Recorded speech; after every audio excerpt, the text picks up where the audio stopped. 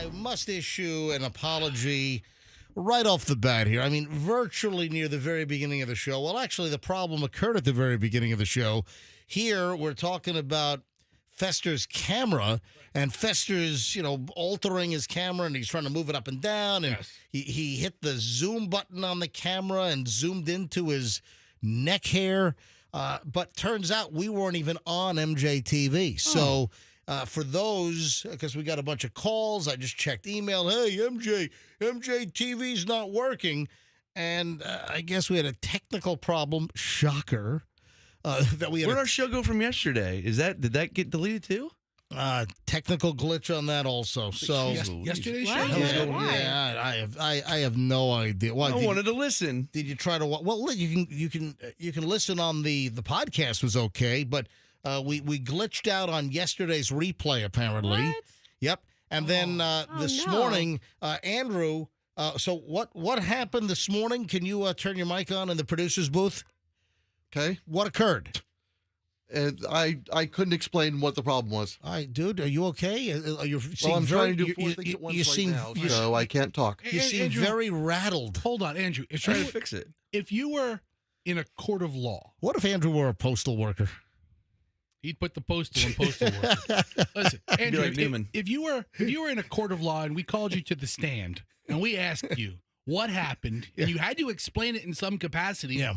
would you plead the fifth? What would you do? I would say I tried a couple of different things on the computer, and I finally got it to work. Guilty. All right, so off with his head. We apologize. The first segment of the MJ Morning Show was missed because of a technical problem, but I've been assured now, Andrew, thumbs up, MJ TV is running. All right, so this, folks, it's now the second segment here on the show, so I apologize that you missed from 6 o'clock to about 6:09. It was really good. And, I don't think we're going to be able to top that. The visual aspect, no. I don't think so. I do not think we're going to be able to top what we did in the first segment. I think it's all downhill from here. I will say it's not often that we're early peakers, but today might have been the day. Today, oh, man, did you see? And I just saw the story on this last night. We had another crazy 140-mile-per-hour chase. There was another one like a month ago. Remember a guy in a Camaro? A month, 2 months ago. Remember there was a guy, I think he was driving, it was like a young adult, young male, was driving, I think his dad's Camaro, and was driving 140 miles an hour. Why do you say it like that? What? Camaro? Well, you going to pick my words apart? It's a Camaro. So what did I say? You put the emphasis on the Camaro. Wow, what a nitpicker. I never heard it called, he's racing at 140 miles an hour, his Camaro. All right, why don't you nitpick your own lice eggs out of your hair, okay? Where could I have learned that from? All right. Anyway, so I must have been just my delivery. I was just emphasizing the Camaro. The Camaro. Those are big in Hawaii. That's funny. Jeez, we guys all right. Going to be all over my butt today. It's a Camaro. All right. We had a Camaro chase, and that was, I think, a month or so ago. That was a 140-mile-an-hour local chase. And then over the weekend, the news has come out that Joseph Lee Strain, 24 years old, of Tampa, was going east on the Gandy Bridge. This was over the weekend, 1 a.m. Sunday morning. Saturday night into Sunday morning, 1 a.m., and this chase went at speeds of 140 miles an hour. So FHP was doing enforcement late Saturday night into Sunday morning on the Gandy Bridge, and they see this motorcycle ripping through. They activate lights and sirens, initiate a pursuit, and they're following this guy. He hit speeds of 140 miles an hour on his motorcycle on the Gandy Bridge, right? So the initial, apparently, so he's I guess he was speeding, and then they noticed that he didn't have a license plate. And, if you look at motorcycles, we've talked about this in the past, a lot of times motorcycle riders will flip their tag up so you really can't see it. So the tag is there, but they'll flip it up. Take a little look-see. Take a little notice when you're driving around and you see motorcyclists. It's not the Harley riders. It's not the law-abiding Harley riders, the older bike riders. It's pretty much your ninja bike guys. It's your crotch rocket guys. And a lot of times you'll see the license plate kind of tilted up. And that's so when they flee the police or they're driving and they're weaving in and out that people can't see their license plate. So the motorcycle was seen at a high rate of speed. Then troopers saw that he did not have a registration tag on the bike. So they light him up. He takes off. Speeds of over 140 miles an hour. Now, this gets even more interesting because that was on the Gandy. Do you know when they finally were able to stop this guy? At freaking Falkenberg Road and 301. I was thinking because as you were saying That's a journey. Coming off the Gandy is different now than it was a couple of years ago because you can hop on that flyover. Right, but wait a sec. But he fled on West Shore. So No way. Yes, That yes. far? Yes, so it doesn't sound like he took the flyover. No, he didn't, No. obviously. Yeah. So this guy is doing 140 plus on the Gandy Bridge, then fled onto West Shore Boulevard. So that means he did not take the flyover. He stayed to the right near the Coast Guard station in that big boat ramp parking lot instead of going to the left to go on the flyover over Gandy and then to connect to the Leroy Selman Crosstown. So then he hooks a left apparently on West Shore Boulevard, which is kind of my hood, and this guy flies up West Shore at a high rate of speed. What was I doing Sunday morning? What was I doing at 1 a.m.? I was sleeping. I was asleep. But I think I heard a. I thought it was a dream, but it must have been Joseph Lee Strain, 24 of Tampa. Did they put up the chopper? I'm sure they did. So we had immediate response from multiple agencies. I guess Hillsborough and Pinellas provided helicopters. So on the Pinellas side, I guess the Pinellas chopper for the sheriff's office was used. Then the Hillsborough County Sheriff's Office assisted the highway patrol. So all in all, I think there were like 8 troopers in pursuit. And then I would imagine there were other local agencies, but certainly they had the helicopters in the air. And again, this started on the Gandy Bridge. Started on the Pinellas side of the Gandy. This thing doesn't end until Falkenberg Road and 301.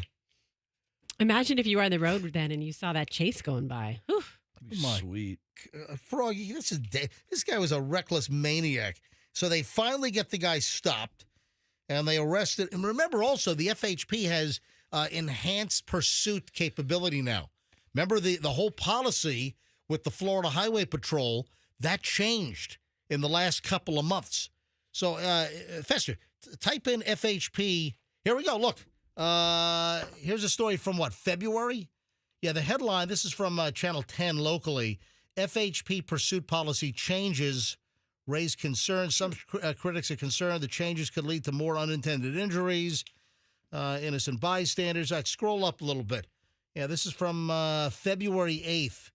You may have noticed a series of police pursuits in the Tampa Bay region recently. I have. It comes on the heels of a policy change at the Florida Highway Patrol.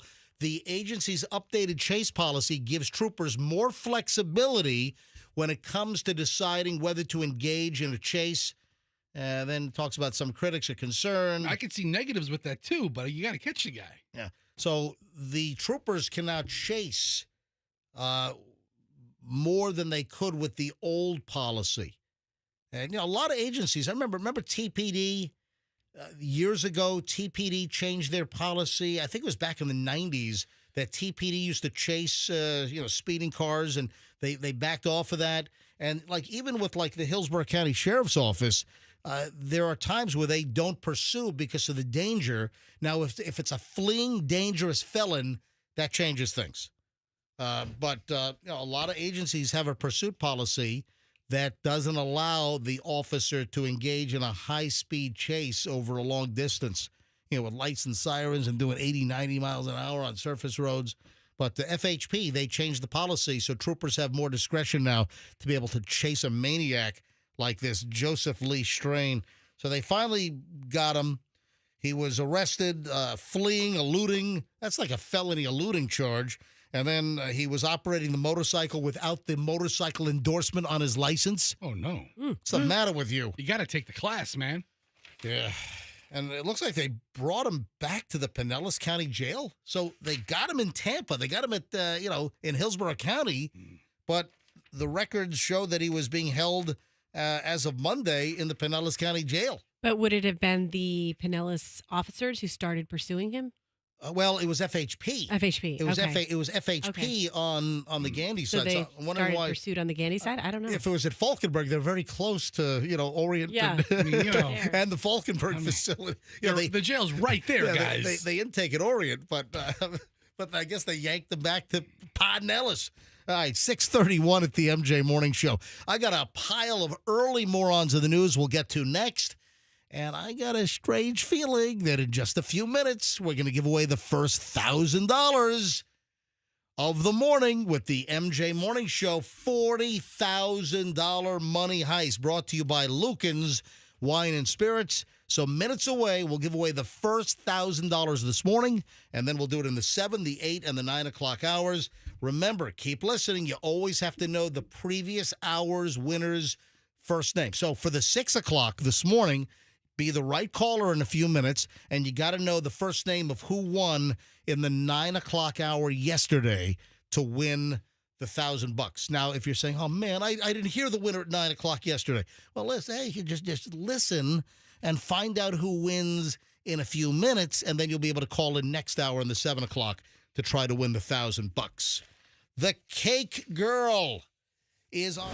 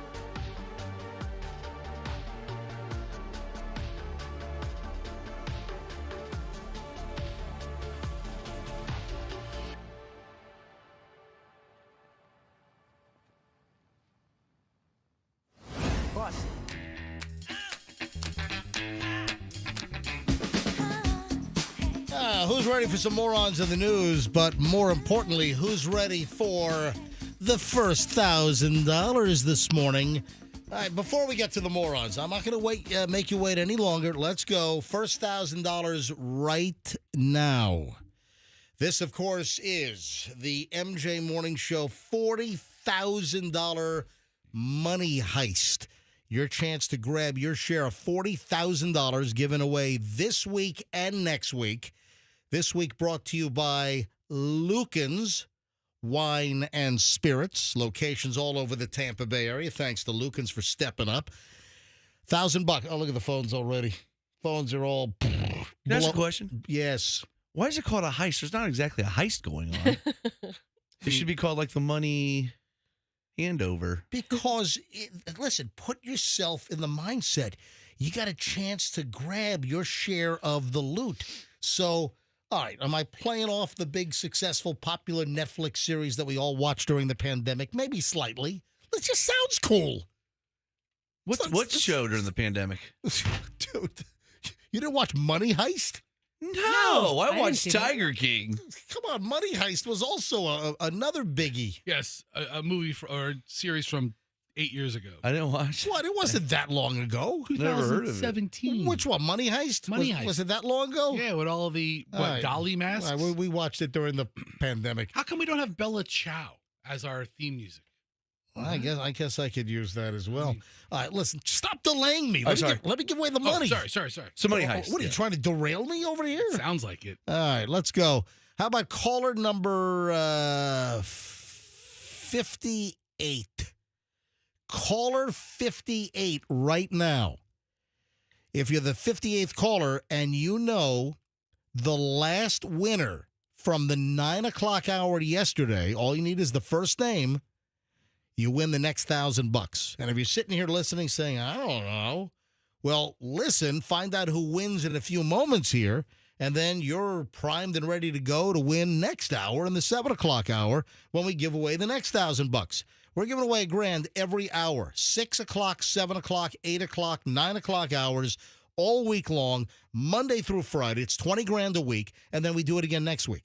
So Lucan's bringing you this week, Kemp Law Group next week, $40,000. So I'm going to talk to the next $1,000 winner here in just a matter of moments. All right, I have some early morons in the news. Oh, boy. I don't even want to say dry rub. Fester, when I say dry rub, what immediately comes to mind? Two things, but one is, first, it's barbecue related. Yeah, or a steak. Yes. You know, with Meat related. It's meat related. Yes. A dry. Can you describe, since you're like a grill master, explain what a dry rub consists of? So it's a series of combined seasonings you put on top of a meat before you cook it, grill it, smoke it, sear it.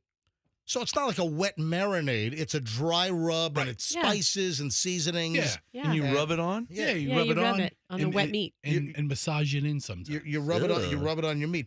Anyway, oh boy, this is awful. This is out of Kansas. This is a high-end, expensive Kansas steakhouse, and a worker there admitted that he tainted food served to customers over 20 times, placed his genitals on the salmon. Oh, that's not a big deal. Oh my gosh. Man. You Can't don't be even want safe. to. You don't want to know what happened with the pickles and the au jus sauce. Oh, Yeah. What? Yes. I mean, are you just making those food items up or they're No, listed? no. This is This actually. is actually- Yes, this is from the police report. He admitted putting lettuce down his pants and then putting it in salads. I'll eat that.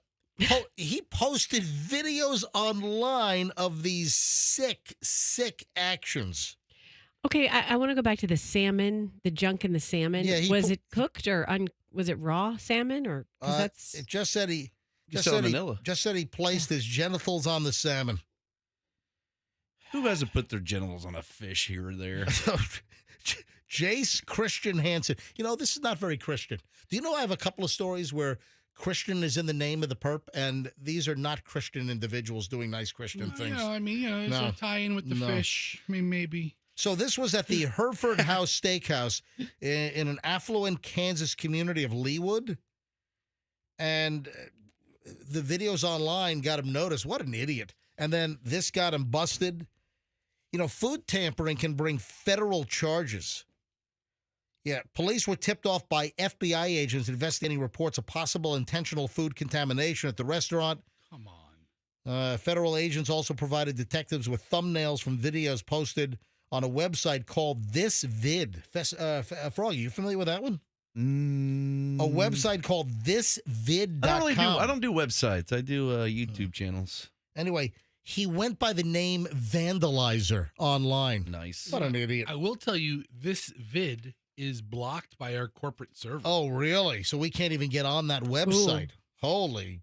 It's labeled as an Wow. adult content site. You can look at it on check your it phone. out, yeah. Anyway, detectives spoke to the owner back on April 25th because the owner recognized the au jus sauce in one of the thumbnail photographs. Oh. So, yeah. Oh, wait. Oh, this is terrible. this is a porn site. Can you imagine? Is it really? Yeah. It Oh, is. wait. Well, it shouldn't be. I don't know what With it a is. lot of guy I stuff. mean, a guy putting junk on a Anyway, fish. this is awful. I mean, you put so much trust in folks that are preparing your food. Anyway, that's why we call it Morons in the News. Let me grab caller 58, which will be this line right here, and say, hi, good morning. Who's this? Jennifer, Jennifer, where are you calling from? Lakeland. Jennifer in Lakeland. Jennifer, are you a regular MJ Morning Show listener or just a Johnny Come Lately for the $1,000? No, I've been listening forever since MJ and BJ. Oh, Forever. that is awesome. I highly appreciate that. Well, Jennifer, you have beaten the odds. You've gotten through. Your caller fit. Oh, already excited. Your caller 58. Jennifer, can you tell me who won the $1,000 in the 9 o'clock hour yesterday, the last winner? Yes, Maria. Maria is correct. Yay! $1,000 cash in the $40,000 MJ Morning Show Money Heist, thanks to Lucan's Wine and Spirits. Congratulations. Thank you. And Fester wants to know, how do you spell your name? Is it one N or two? Two ends. It would be two N's in Jennifer, Fester. All right. So, Jennifer, congratulations. Hey, thank the folks at Lucan's, a fine family company here in the Tampa Bay area. Thank you, Lucan. All right.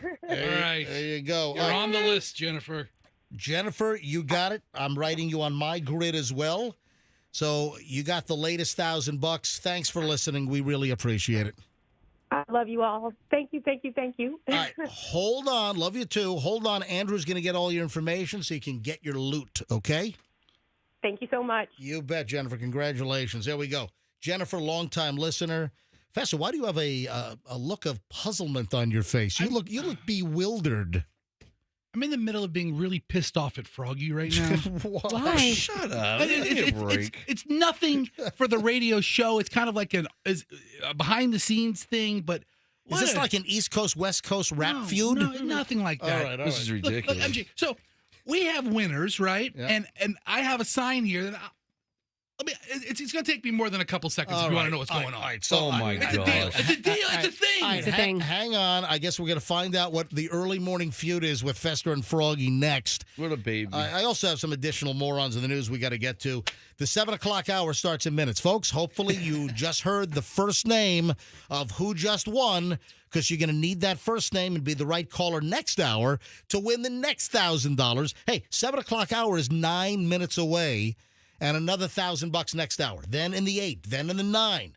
We still have another $3,000 to give away during the course of the morning show with the $40,000 MJ Morning Show Money Heist, brought to you by Lucan's Wine and Spirits, locations all over the Tampa Bay area. Hit up Lucan's for your wine needs. They've got great wines, all the spirits you need. It's Lucan's. All right, 6:51 at the MJ Morning Show on Q105. 7 o'clock hour starts in minutes. Let's talk.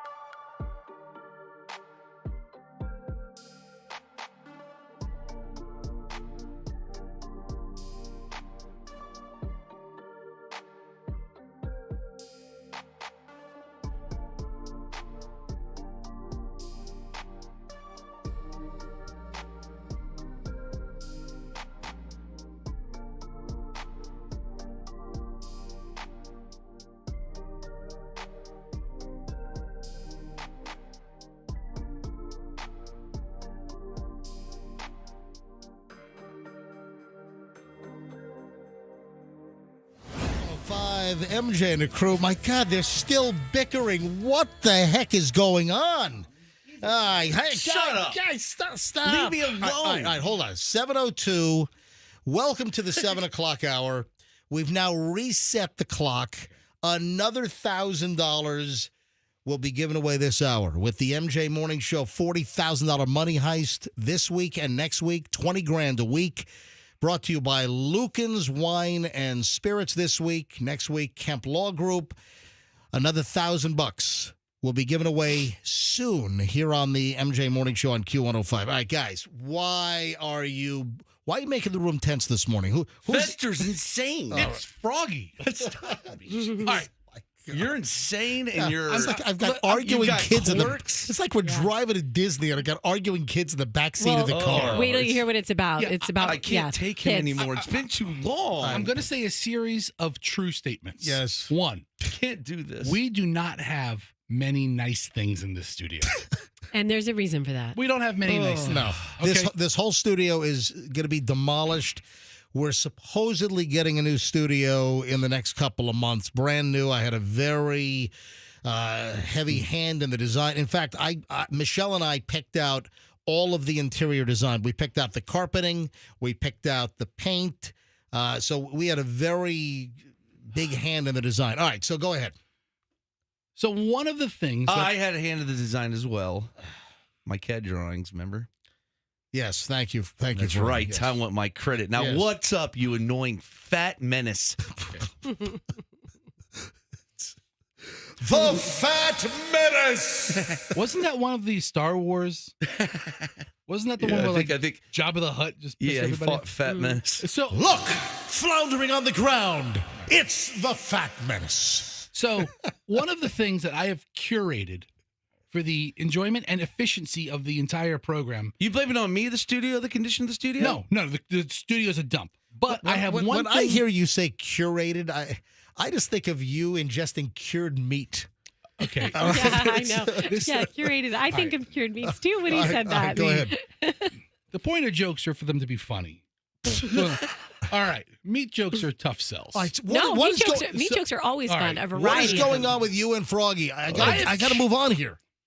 I've curated, non-meat related, a collection of very nice Sharpie markers. Yes. Very nice as opposed to crappy Sharpie. I don't no, understand. listen, they're name brand Sharpie markers that we use in the studio for passing notes or jotting notes down, and I keep them in this little cup here, and they're always in the studio. And And- when we have our winner, Fester's holding them up to Look. MJTV. It's a whole bunch of green, orange, blue, red. red Sharpie markers. There's no When black. you The say- most common Sharpie's not in there. Yeah. A black Sharpie. I don't like black Sharpies. Okay, when you say curated, do you mean stole from other people's desks?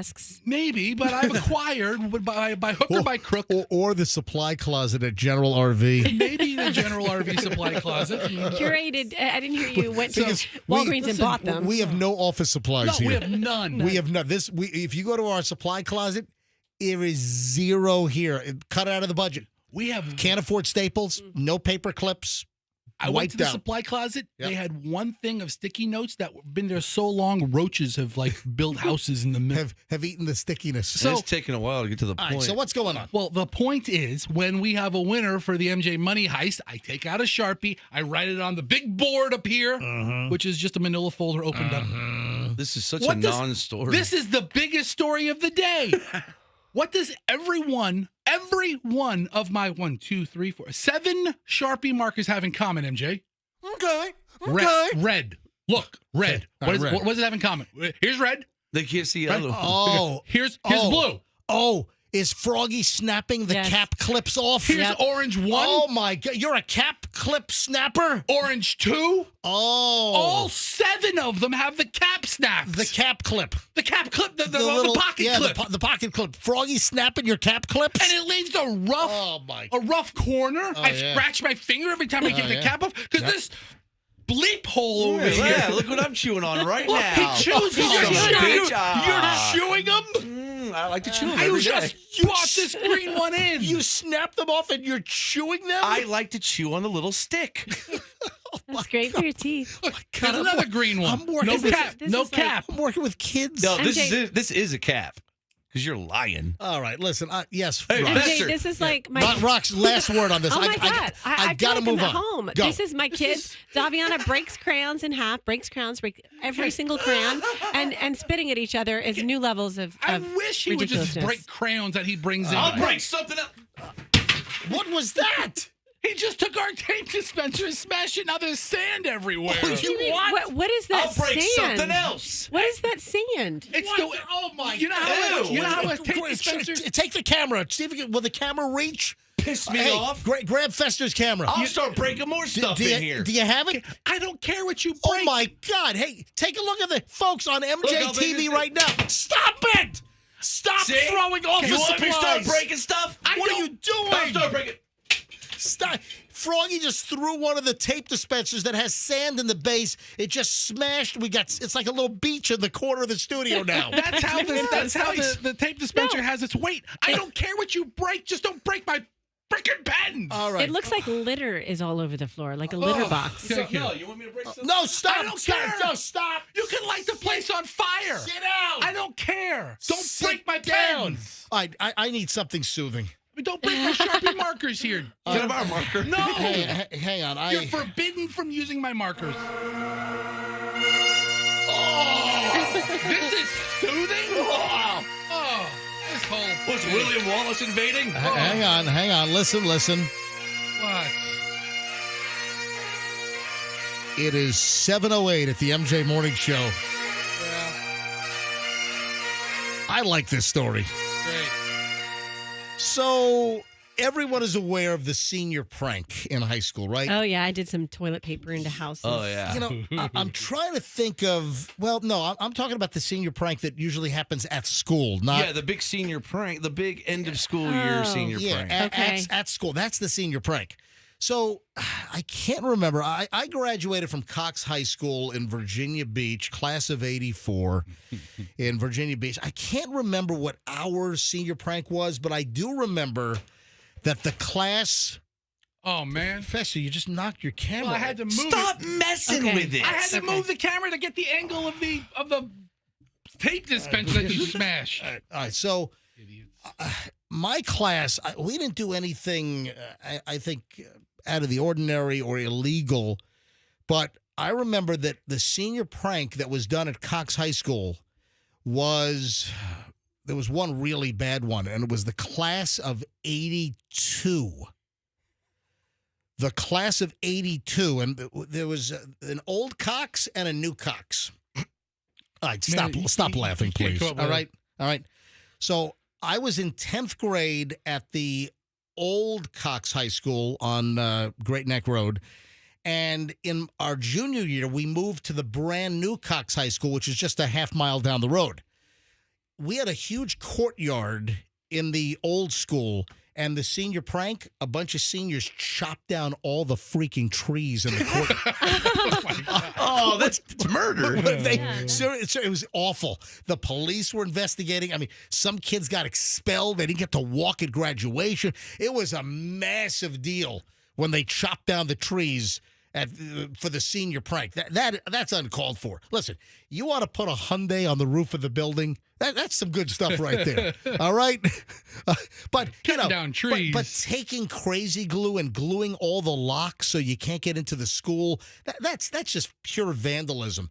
So, what do the bagpipes have to do with what I just talked about as far as a senior prank? This is pretty clever, actually. So, the bagpipes, part of a senior prank, and I thought this was great. Seniors hired a bagpipe band to follow the principal around the school wherever he went. That's funny. That's funny. Yeah, for like 15 minutes. For 8 hours. Oh, it's like the whole day. And he's trying to have meetings the whole and stuff. day. Yeah. Yeah. So this was in Illinois, and the students hired a bagpiper to follow the principal around. Wherever he went, the bagpiper was just playing the bagpipes. So principal had to go number one, bagpipes. Number two, Number two. bagpipes. They follow the principal everywhere. Now, that's a cute senior prank. Yeah. Cutting down trees, lighting the gym on fire with gasoline. Not good senior pranks. No, those will get you arrested. You know what's funny? What? If the principal has to go number one, that could be called the bagpipe. Oh, God. Yeah. But think about it. What? No, there's, I don't get there's it. the bag, and there's the pipe. Oh, Yeah. The no. bagpipe. That's some Number one, bagpipe. So the- anatomical metaphors. So, there, Yeah. so Yeah. hold on. The bladder is the bag? No. The bladder? Yes. I was No. MJ. I was Okay. thinking, picturing the same thing. You're draining the bladder with the. The bladder's the bag. I guess there's many and ways then you can the, think of the this. pipe is the wang. I was Yeah. thinking just all external parts. The bag Oh, and the pipe. Geez, how big are? Oh, the other How big is the bag? Yeah. Stand back. the little clutch hanging below. Yeah, I got a bag and a pipe. Some wrinkled leather down there. Listen. Oh. I'm fill it sorry. up. I'm sorry. You got to condition that leather. All right, so I'm sorry, folks. I Every chance I apologize. get. I apologize. Doesn't one of our local high schools have like some Scottish theme? Yeah, Dunedin in high school. Yeah, they're Yeah. the bagpipers. Yeah, because hey, we were in Edinburgh right. when Chloe was at St. Andrews in Scotland for her whole junior year of college. We were in Edinburgh, which is south of St. Andrews, several times, and there is a pub in Edinburgh called Dunedin. Oh, really? Oh, yeah. I Okay. I took a picture of it. I think it's up on my Instagram still from a couple of years ago. Dude, there's a pub in Dunedin called Edinburgh. Edinburgh. Edinburgh. Edinburgh. Edinburgh. All right. Froggy is fascinated by something. Keep feeling Froggy fascination. Triple F. Yeah. Froggy is fascinated, and you need what, a minute airtime? Yes, and I think yes. I don't want to say anything yet. It's very, I want to know the odds. All right. That's all I want to say. Froggy saw something. When did this happen? Yesterday. Something happened yesterday, and Froggy is absolutely fascinated. So, It blew me away. what happened? What the hell happened on a Monday? Well, that hey, blew hey, you Shut away? your face. I'm talking to MJ. Go ahead. See how that goes. Listen, why don't you take one of my Sharpie markers and make out with it? All right, hold on. All right. That and a whole lot more. For 'cause, state hey, style. folks, we're rolling out an hour and I'm turning your mics off. We're rolling out an hour and 20 minutes of nonstop MJ next. So we got a lot to cover, including Froggy fascination. Oh, murder in outer space. Yeah. I'll turn Roxanne's mic on. Murder in outer space. We got to deal with this. Oh, a Ric Flair email. A listener has some intel on the whole Ric Flair situation, which resulted in our exclusive Ric Flair interview last week. Hold on. We're back in minutes, and another $1,000 is on the way this hour with the MJ Morning Show $40,000 money heist, brought to you by Lucan's Wine and Spirits. Another $1,000. You can win it in minutes. And then again in the 8 o'clock and the 9 o'clock hours here on the MJ Morning Show on Q105.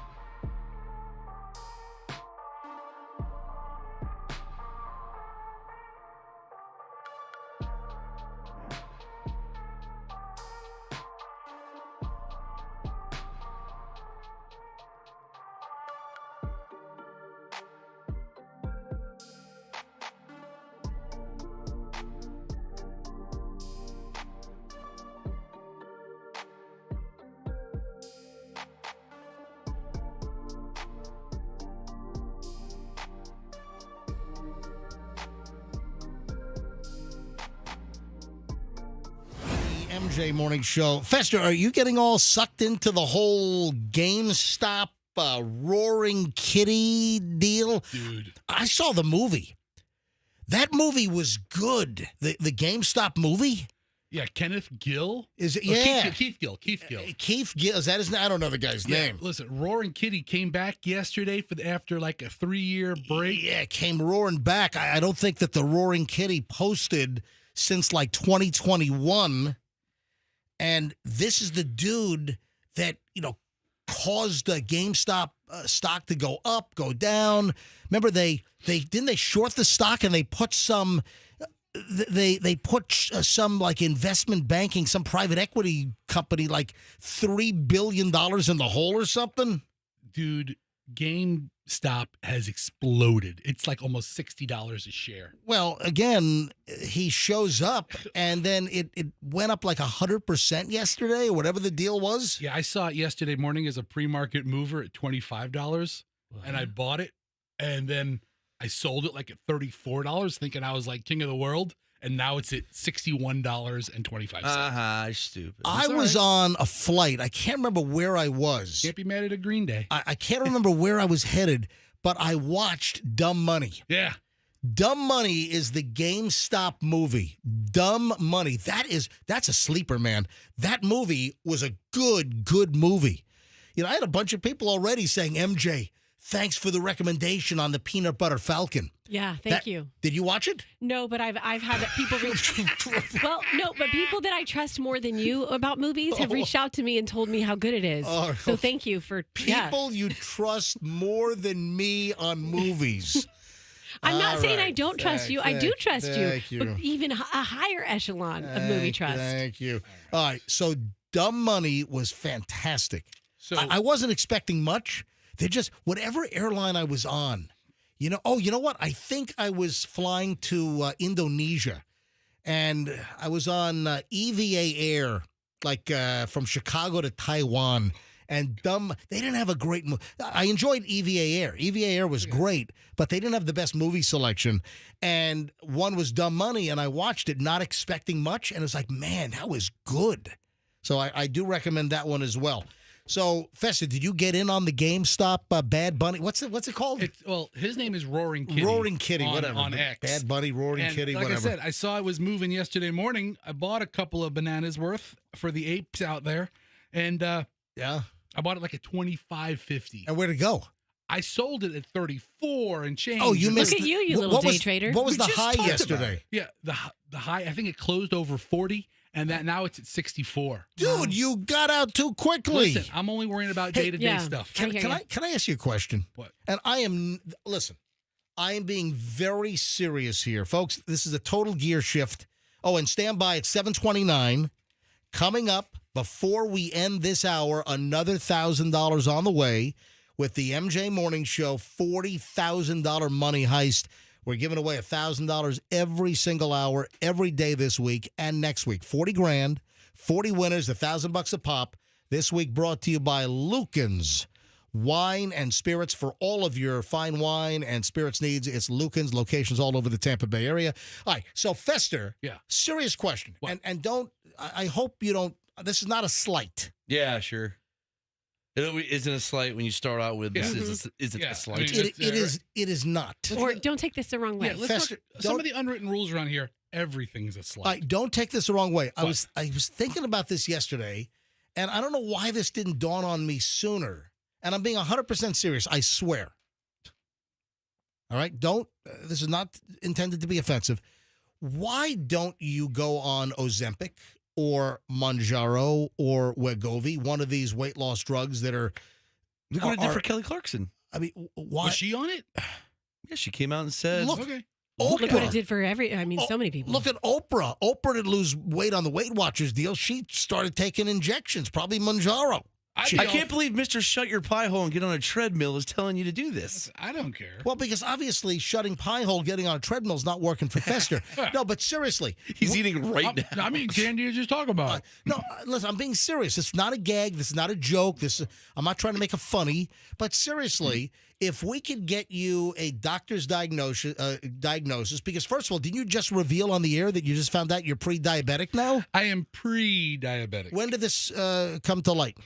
And nothing to worry This is about. breaking news. Yeah, so Fester said he went to a doctor for an actual regular checkup for the first time in over a decade, right? So I had to fast one day last week, Right. And they had a blood draw, and my blood came back as gravy. Jesus. And they're like, "Sir, listen, there's It's more. an old joke, bro. There's more All right. corn syrup in your blood than there is actual No, hemoglobin." Listen, I'm being serious. Why don't we do an experiment? Because An it would. experiment. What are we, a laboratory? Hold on. It would be Yes. beneficial for you. Why don't we try to get you on Ozempic or on Wegovy or on Mounjaro, which I think it said that Mounjaro is actually the best. I would want to see you on Ozempic. You want to know why? Because of the song? Yeah, because I have the jingle right here on the button bar. Right. Yeah, and we could do like an update. Ladies and gentlemen, Fester Week 1 Ozempic. What is your current weight? How much you lost? Ooh, we could make a poll. We could do an Ozempics and see what weight you'll be down to. We can take guesses. Ooh, I have an idea. It'll be the new MJ Money Heist. Yeah. I got my Ozempics in. But seriously, This is a win-win for him. First of all, it is possible to it- reverse it's like- pre-diabetes. It's like the Winn-Dixie twins. Yes. It's a win-win. It's a win-win. By the way, did they fire them? Because I haven't seen them in a while. Dude, they're out. I think the Winn-Dixie twins got fired. The Aldi twins It's a doesn't have the lose-lose. same ring to Yeah. it. No. And so it is possible to reverse pre-diabetes. So that's one thing. Yeah. Another thing, we talk about these Ozempic butts. The downside of Ozempic, people lose their butt. You already lost yours. Not going to be an issue. That's a good point. I'm not an assful man. Yeah, so you already have a very Cliffs of Dover-like butt. Yeah. And very white. Yes. The white Cliffs of Dover ass on Fester. So For a man where everything is pretty large except for one or two things, my ass is really tiny. I'm serious. Would you consider doing the drug? Because, I mean, it could be very beneficial. You could lose a couple of 100 pounds, maybe. I've considered doing many drugs. All right. And Ozempic would be one of them. Look right there. Hey, It's on Kelly Clarkson talking about her weight loss journey is on right now. Look Look at how that. good she looks. Yeah. Look at that. On the TV in the studio right now, it's Kelly Clarkson. She saved her life. If I'm being completely honest, I would prefer a tapeworm. Oh. I would prefer a tapeworm. Whatever. But All right. I'm not against it. All right, Do you know a doctor? Before you shoot your big mouth, do you know somebody? Yeah, I know. So listen, a general practitioner. Who's the doctor you went to? Yeah, Okay, so here's the thing. Yeah, why did what- you bring that up? What doctor did you go to for So- your physical first time? And seriously, when was the last time you had a physical other than just recently? I mean, a self-physical, but that was only prostate listen, stuff. I'm talking about seriously. Come on. I think Dr. L gave me my last physical like in 2001. Are you serious? Yeah. Okay, so there's been 20. That's how I learned the trick. 23 years ago, That's you how saw I learned Dr. it. L? Yeah. Really? And you know what he said? All right. You're going to die soon. Well, because back then it was like you were 400. Now you're only 320. Yeah, so, Yeah. listen. What if you get down to 250? Here's the thing On about Ozempic or Mounjaro or Wegovy. He'd be Here's- even less funny than he is now. Here's the thing about Ozempic. It's like $1,000 a month. That's a lot of food. Listen, if you get the right doctor coding and everything, then it would be covered by insurance. I think This I actually, insurance? Yeah, right. I think I actually have to make a push to be full diabetic. So that's going to be my goal this summer. All right, man, listen, And then we'll revisit in the spring. I got to move along. $1,000 on the way in minutes, folks. Keep listening. Seriously, let's look into it later. Seriously. All All right. right, so you Okay, understand? good. I'm not, open to it. I'm not joking. You are open to it. I'm open to it. I'm concerned about your health. All right. You're also looking for a radio segment. I'm not looking. I told you this is not a radio bit. It's not. I know the rules around here. Right, listen. Well, I mean, know. it'll be a science experiment, if nothing else. I know how this goes. All right, 7:35 at the MJ Morning Show. What is this Froggy fascination? Froggy has not shut up about this. This is off the air, mostly. Froggy is fascinated with something that happened yesterday in baseball. Yeah. Sorry, I'm distracted. At what? Every day on the Today Show, there's a guy who walks by the window with a long string of numbers. And there was like 10 numbers. He's been doing it for like 2 weeks in a row. Really? And today's security found him, and I was just watching. I'm trying to figure out what the numbers mean. All right, just tell me. Sorry. Tell me why. Tell me yes. tell me why you're fascinated. Everybody knows how much I love sports, right? Yes, Yeah. of course. I played baseball all the way through high school. Right. Not very good. But a baseball game was on yesterday. Have you guys heard of the the MLB? It's the Majors League of the Baseballist? The major sleeve of the baseballist? Leagues. Oh, leagues. I think The it said majors sleeves. And that's Yeah, where all the biggest teams play. Yeah, I've heard of MLB, Major League Baseball, yes. So yesterday, 2 teams were playing. Yeah. What 2 teams? Uh, The Yankees in town, or was that over the weekend? Was it the Rays game? I couldn't tell you. Oh, hold on. It's not the Rays. So hold on. Just look at the- Hold on. You're fascinated with a baseball story, and you can't even tell us what game you were watching? I wasn't watching it. I saw it online. Oh, you saw. You think I would sit through a baseball game? All right, Andrew, you pulled the clip for Froggy. Can you tell me Those are Mariners. what? It was Mariners. The Seattle Mariners. You know, in Fester's case, it would be the Marinators. Oh. Again, Yes. that's not really a funny It joke. would be the. I thought meat, it was awesome. It would be the meat marinators. That's Marinating your ribeye for 24 hours. Marinators playing the dry rubbers tonight. again, none of these jokes are. I thought that was funny. really good, too. But I like funny I jokes. like when Roxanne says dry rubber. Oh, Yeah. creepy. You know, Yeah. the stuff you put Yeah. on the meat. Yes, yes. Make it taste yummy. So something happened in the game yesterday between the Mariners and the, I don't know, Colts or something. Maybe the Kansas City Royals. Maybe. Yeah. Never heard of him. And then something happened. I don't think that has ever happened in a baseball game ever since when does the baseball start? Like 1600s? Yeah. Yes. It's like a medieval sport. Actually, there was a lot of baseball in Game of Thrones. The swords were the Yes. bats. All right. All right. So you want me to play this audio? Now, you bite? tell me All right. if you think this ever happened before. It has to do with a foul ball. Go. All right, so you don't think this has ever happened in the history of baseball? I want to talk odds here. All right, here we go. This going back to the 1600s, right? Now, give this about 45 seconds here, and you'll see what happens. High lift the opposite way. MJ Melendez is into the corner, and you talk about a basket catch, and it's true as form. Hot start for that guy out there. Ball slicing to him. Is it a punt or a fly ball? The 1-1. Again, this one a little straightened out a little bit more. Let's see, into the corner. What we got? He's got both. He got them both. Now, do you know what happened? All right. He caught a foul ball, Yeah. back-to-back pitches. Okay. So the same guy in the stands. You have to say the in the stands part because, Froggy, when you were telling the story earlier, I thought you were talking about a player, and I'm like, that's their job. No. This guy was way out in left field, home run area. This guy hit 2 almost home runs, foul balls. Went to the same fat guy sitting and there. the same guy grabbed 2 foul balls, hit directly to him. Back-to-back times. What Now, call- has that ever happened before on Earth? Left field line. It was- during the first inning. During the first inning of the Mariners game, Kansas City Royals leadoff hitter Josh Rojas hit a foul pop up toward left field line, drifted over the wall into the stands where a fan in Seattle jersey was celebrating the catch. And then what? The same guy did it again. Yeah, then he's holding up 2 balls. How insane is that? I don't know if that's ever happened in baseball history. Same guy gets 2 foul balls hit to the same. Was it the same? So consecutive. The next pitch. Consecutive pitches, same batter. Same batter. Wow. Pretty insane, huh? Well, also that's some batting accuracy. You know, For real. That's like, what are the odds of that? That's what I'm saying. It has to Yeah. be like 1 in 100.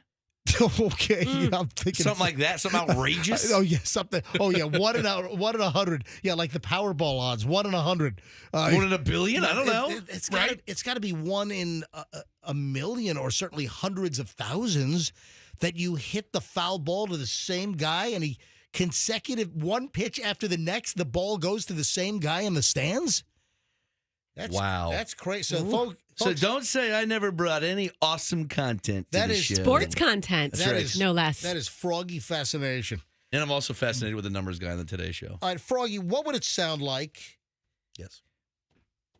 If Doris's favorite Red Lobster on Ulmerton in Largo closes down and she's not going to get her Cheddar Bay biscuit fix, what would Doris sound like?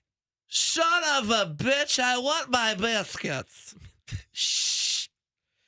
Shoot. Got bad news. We got. How old is Doris? Yeah, you really need to give a little. I mean, I don't know if I've ever Or is she heard like, of- oh my God, my biscuits? Is there Yeah, I a think it's like Doris that. under 65? Is it Doris or Doris? Should we go to the?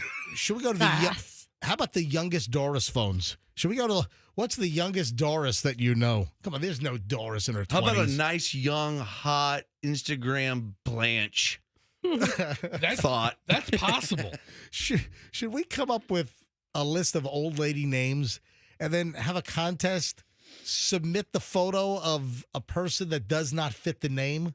No way. If we're not going to do War of the Noses, I'm not doing that. Anyway, Yeah, all but the old names are coming back. right. Well, some of them are. Evelyn. Gertrude. There are some that are not coming back. Gertrude is not coming back. We And I don't played- think Doris is. We did either. a off the cuff spur of the moment contest one day back in the old MJ and BJ days. Yeah, what was it? There was like a tropical storm or a Hurricane Bertha, Oh, that's right. and MJ says, "I've never seen a good-looking Bertha." Yeah, I remember that. Yes. Or a thin bird? And we had this, we had Berthas show up to the radio. And were they station. hot? No, but we couldn't tell them. We had to give them the money. All right. Can I tell you? Wow, look at you. Yeah, okay. We You're did. defying the name. That- Bertha. That is a true story. Can I tell you? And listen, You're if, awful. if your name is Bertha, please don't take offense to this. No. But when I hear the name Bertha, I just think of a big walking hairy birthmark. Oh. Ooh. You know, Ooh. that's what I think of. Anyway, moving along. Sorry. And we've got $1,000 we'll give away here momentarily. Yes, Froggy, I was thinking more of a screaming, crazy woman that almost like she was just stabbed in the forehead. Oh, okay. Yeah. So, I can curse again if you want. no, don't curse. Doris, Yes. I'm sorry to tell you, but the Red Lobster on Ulmerton Road is going to be closing.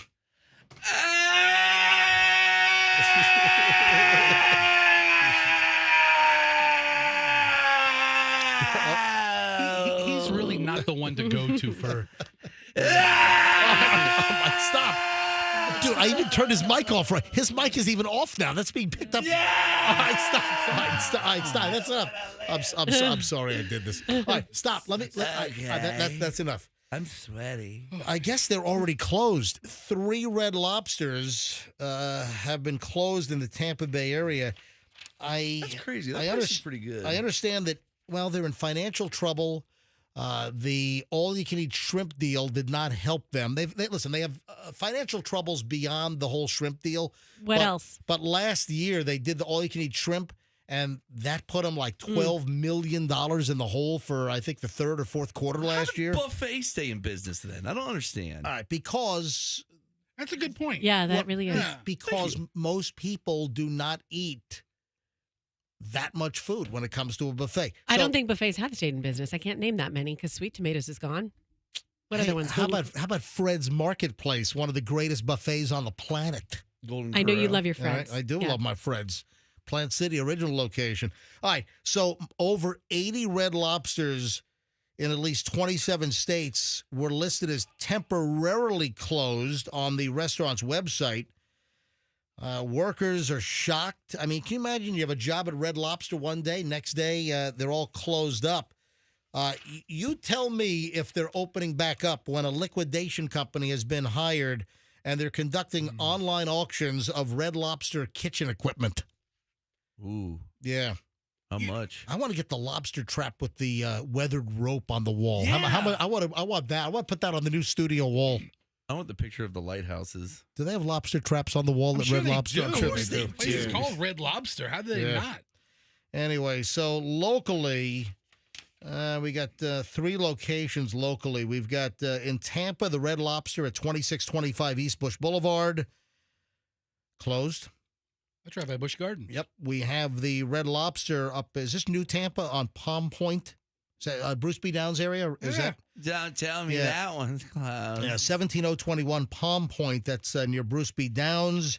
That is closed, and then in Largo, it's the 10500 East Ulmerton Red Lobster. That's closed. So if you're looking to get your Cheddar Bay biscuit fix at these 3 local Tampa Bay area Red Lobsters, I'm sorry, but they are closed. Closed. Now, listen, I feel bad. I feel bad for. I hate to see businesses go out. Yeah, for sure. I mean, Red Lobster is a storied, operation. But is there a reason why Darden, Darden, huge restaurant owner, Darden owns Olive Garden, Darden owns Capitol Grill, Ruth's Chris, Longhorn Steakhouse, Seasons 52, Eddie V's, and they sold Red Lobster a number of years ago. Is that because they saw the writing on the wall? Anyway, my sincerest, I guess. Not all of them are closing. They're getting rid of some slower stores. But I'm saying that the 3 local stores are closing. It's a lot of people that are now looking for work. I feel bad about that. All right, so, you're going to have to get your Cheddar Bay biscuit fix somewhere else. What time is it? 7:46? All right, let's do the money right now. Let's go. Let's give away the next $1,000 with the $40,000 MJ Morning Show Money Heist. Very simple. I'm going to tell you what number caller to be right now. Be the right number caller. Know the winner from last hour, and you win the next $1,000. And if you're listening right now, you're like, I don't know who won last hour. I can't play. No, yes, you can. Keep listening now because you'll be able to hear who wins.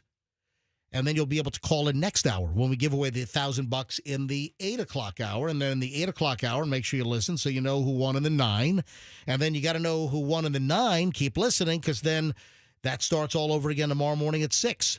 So it's the $40,000 MJ Money Heist. We're giving away $40,000 in cash over 2 weeks. This week brought to you by Lucan's Wine and Spirits.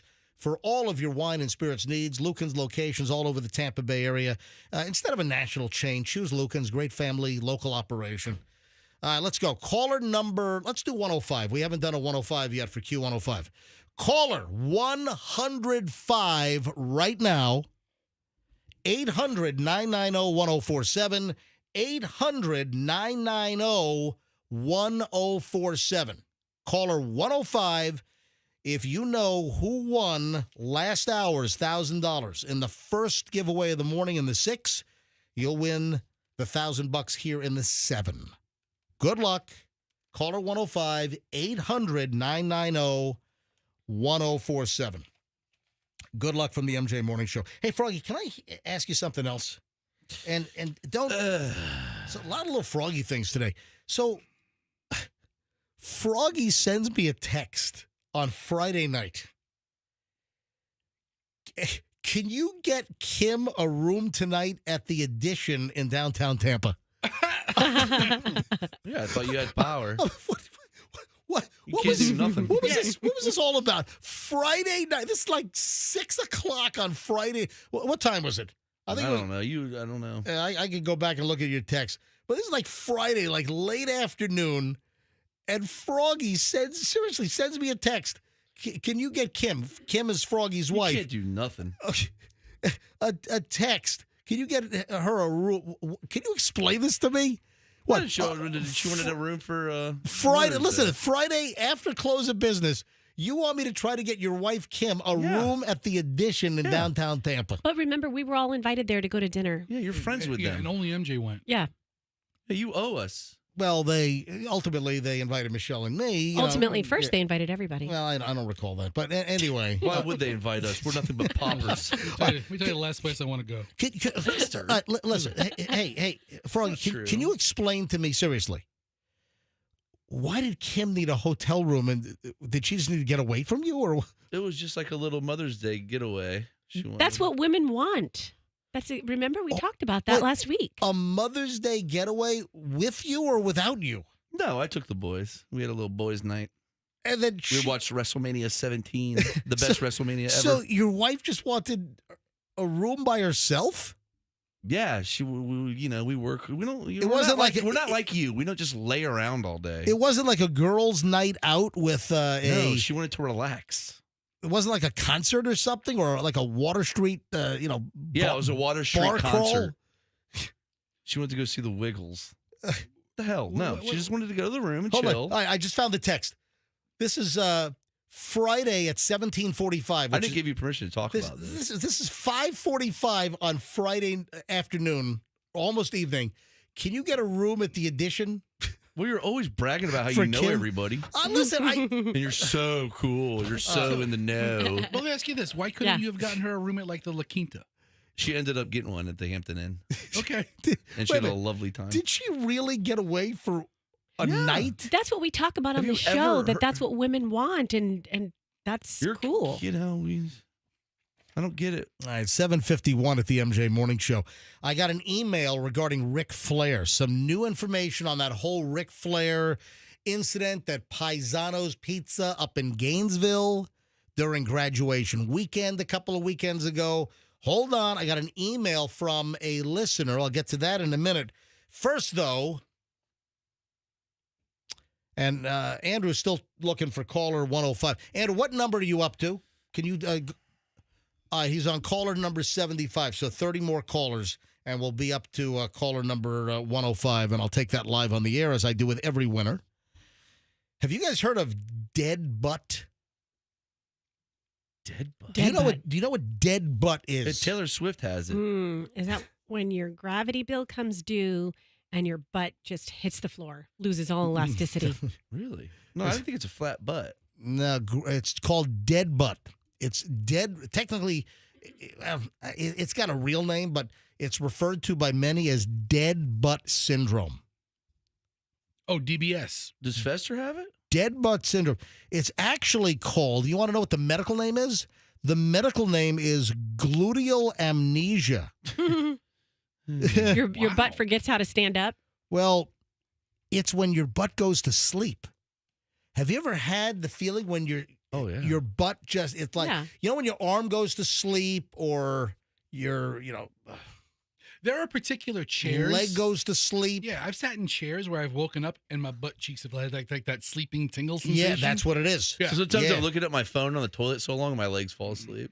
So if your butt feels like it's going to sleep, you've got dead butt syndrome or gluteal amnesia, and this is a real condition that causes people's rear ends to go numb for sometimes for minutes, and it's brought on by sitting for extended periods in one position.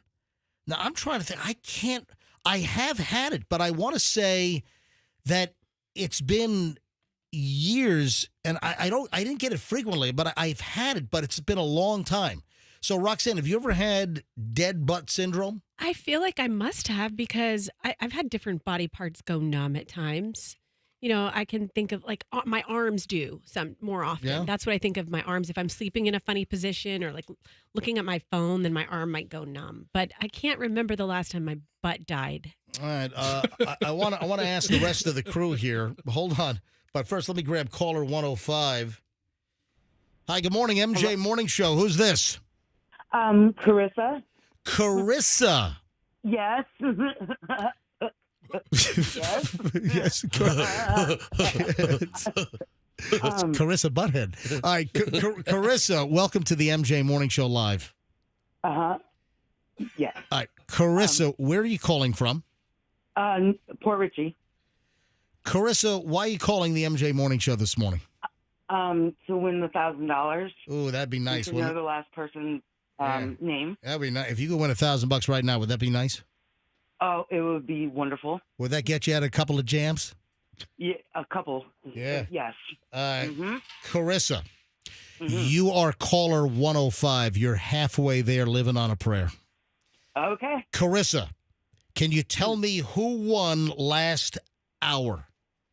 Luke. Excuse me? Luke. You think that Luke won last hour? Yes. All right, wait a sec. Carissa, you're saying Luke? Spell it. How are you spelling that? Luke, Luke. I mean, there's only one way. Where did you hear that Yeah, name? where did you hear Luke? Oh, I don't know. Isn't that right? Well, it's It could actually could be more wrong. it's not.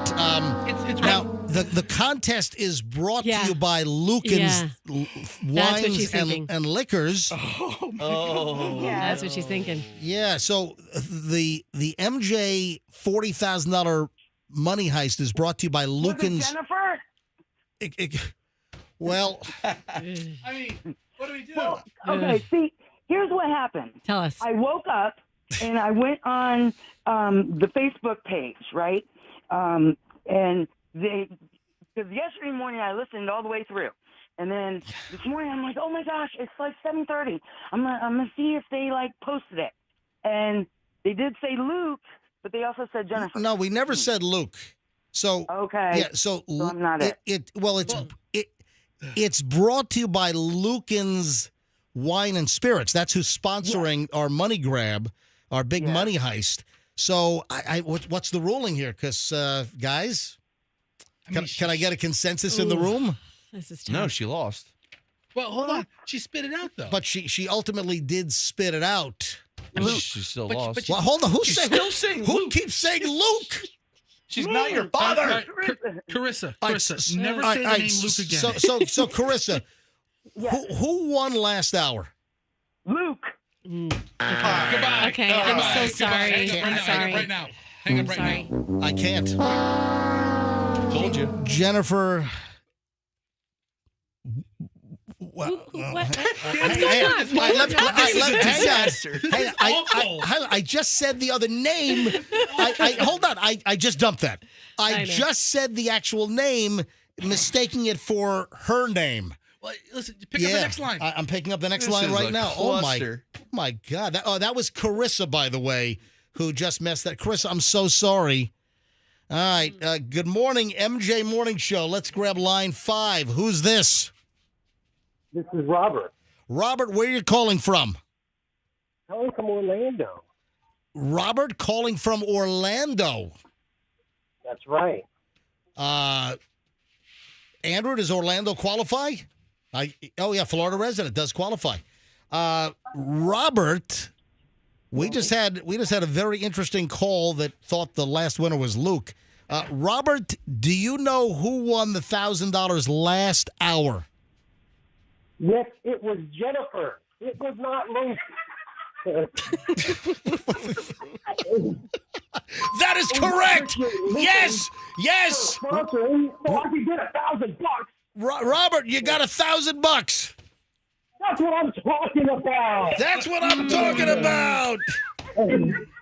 Wait, who's cackling back there? Oh, that's my coworkers.